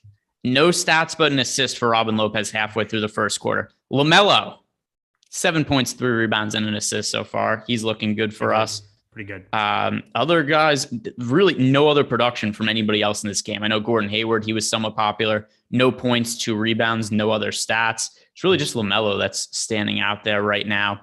In the Toronto-Detroit game, nobody looking good from the Toronto side of the game. Nobody's more than 3 points on the Detroit side. Cade Cunningham's off to a pretty good start, 4 points, a rebound, and an assist in 4 minutes. He was a popular play over on FanDuel. Suns, Pacers, DeAndre Ayton, 6 points, 3 boards, and a steal. Nothing real of note from the Pacers. From the Celtics, pretty quick start for Jason Tatum, 5 points, 2 rebounds, and an assist. Joel Embiid, who's going for the franchise record of most 30-plus point games in Philadelphia 76ers history, 4 points, 2 rebounds, and 2 assists in the first few minutes. That's a fascinating little stat to throw in there. Troy Brown playable. That's from our friend Eric Traub. I like Eric. He's been nice to me, I think. I'll have to go back and watch, and that'll be proven to me. But how do you feel about him tonight? Who was the question Troy about? Brown, completely unnecessary. But no. Don't play Troy Brown today. I just wanted to ask the question. Yeah. No. Eric is over it. Yeah, I'm over it. Stop making fun of Eric's supercuts. That's even worse. Okay, I'd rather have a toupee than go to supercuts. All right. You know how I view Eric though? Eric's kind of like one of those Lego guys where, he gets up, he plugs it on, but then he could take it off and he's got another one that he picks up, he plugs on. So the center position on Yahoo, to round this out, we've got 8 minutes to go. I want to do this, then we can react to any news. Get all of your Rajon Rondo out of lineups. I had like 2%. I don't know why I had 2% because I didn't like him. Must just be a product of how garbage this slate was. But either way, center position, Christian Wood, $27. That is really, really expensive compared to where he is on other sites where you can get him at like $7,400 on DK. Just kind of looking at the way that the tier works. Robin Lopez is bound to sink all my lineups over on Yahoo already. He's in all 3. Jared Allen there's at $30. So aside from anybody who's already locked, who would be some centers you're looking at for the late night hammer? Yeah, still Christian Wood, I think makes a lot of sense over on Yahoo as well at $27. I know that you guys, I know that we talked before about how much I like that Kings Rockets game. Nothing's changed over here. $27 for him makes sense. Okongwu at $15. I think that is a little bit cheaper of a salary versus what we're looking at relatively on FanDuel and DraftKings. So I do think overall, I know Robin Lopez is locked and he's sucking so far today, but I do think the top 3 center plays overall on Yahoo coming into this game, it was Wood, Lopez, Okongwu. Mm-hmm. Oh my goodness. I'm just kind of looking at all of this stuff. People are fun. People are fun. One line before lock is over. Richard Dubecki, that's pretty funny, actually. But yes, I'm not throwing my hair. Justin Holiday, 16.2. He's got 3 blocks. That'll do it for you. Franz Wagner, decent enough start here as well. OG Anunoby. People are saying no OG, no cash. Little early for that, even by my tilting standards. But here we are. Lopez with a bucket. Oh, my God. Thank you. El Negro logo. Eric heading straight to the bar after this. I'm heading straight to the rehearsal dinner is what I'm doing after this. 6 p.m. for that out here. Are you part of the wedding? I'm not part of it, no. Okay. But we got invited because close family friends. So there's that. But not my family, wife's family, and then friends through that. And 6 years friendship. There's that. Here we go. 6 minutes. We're almost there. We're almost there. I just want to click my heels and be gone with Greg right now. Pascal Siakam, $38. Siakam Pirtle. I don't really know. Is there any other center you might want to get to in a meaningful way? Okongwu's the guy that I had circled. He's at 6% on FanDuel on Yahoo. I think he makes some sense. Obviously, John Collins back isn't the greatest situation. They can go small in some spots. I don't see a huge minute ceiling, but center not loaded the way that it normally is. Robin Lopez, that's why he's so prevalent as value. Christian Wood, I don't want to play a chalky 36% Christian Wood on Yahoo today. So I'm just getting a little different. Anybody else you want to highlight as we get done with Yahoo? So we're talking about the center position. You asked me about priorities. Just given what the pricing was on these guys, it's kind of hard for me to say that anybody's a superior play to Christian Wood, Robin Lopez, or Okongwu. Jakob Poeltl, Jared Allen, I think these guys are low priority GPP plays. But once again, we've got Poeltl's $24. Wood is $27, and I've Wood projected a lot higher than him. I've Wood projected higher than Jared Allen as well, and Allen's more expensive. So it's pretty hard for me to get away from, at least of the games that haven't started, the Wood and Okongwu combination. Oh, man. Lamelo Ball up to 20 on FanDuel already. 100% of that. Oh, did they give, by the way, we could have gotten a pretty good situation just now if they, depending how they scored it. So Robin Lopez got a rebound and just threw the ball right to Lamelo Ball, which is nice. We get the rebound. We also get the steal, unless they just gave Lamelo the rebound for the play. Like literally, give me the 0.2 on FanDuel. Give me that 0.2 for Olo. It was pretty ridiculous. The rebound went right to him, and it was almost like he tapped the ball to Lamelo. Oh, man. Everyone hit that like button on your way up for a wonderful analyst. Oh, that is the one. Oh, that's not. You're welcome. You're welcome. Analyst. 8 game is some pretty strong troll here today. Kelly, his Saturday toupee. Wait till you see my Sunday toupee. It'll be real fine. It'll be real fine. If you post a picture of yourself with totally different hair at the wedding tomorrow, that will light Twitter on fire. Probably would. Go follow me at Eric Lindquist. Pretty simple to do. Go follow him at Ehrenberg DFS for all your high school yearbook needs. I don't know. That's a weird thing to say, but that's what it is. Greg Ehrenberg found something. It's funny. And yet somehow I've been the one who got made fun of more on this show. That should speak to just how easy of a target I am more than anything else. You literally posted yourself with a fro. I did nothing. I existed in the world, and it's turned into me wearing a toupee, into me. It's just whatever. 3 minutes. Yeah, I mean, it's whatever. I'm gonna. Who posted this in the? Somebody posted something really. Oh, here it is. I have to shout out to Edwin Neves, who said, Eric, just sweep it under the rug, right? It's no big deal. Just the comment, just sweep it under the rug. Yeah. Oh my God.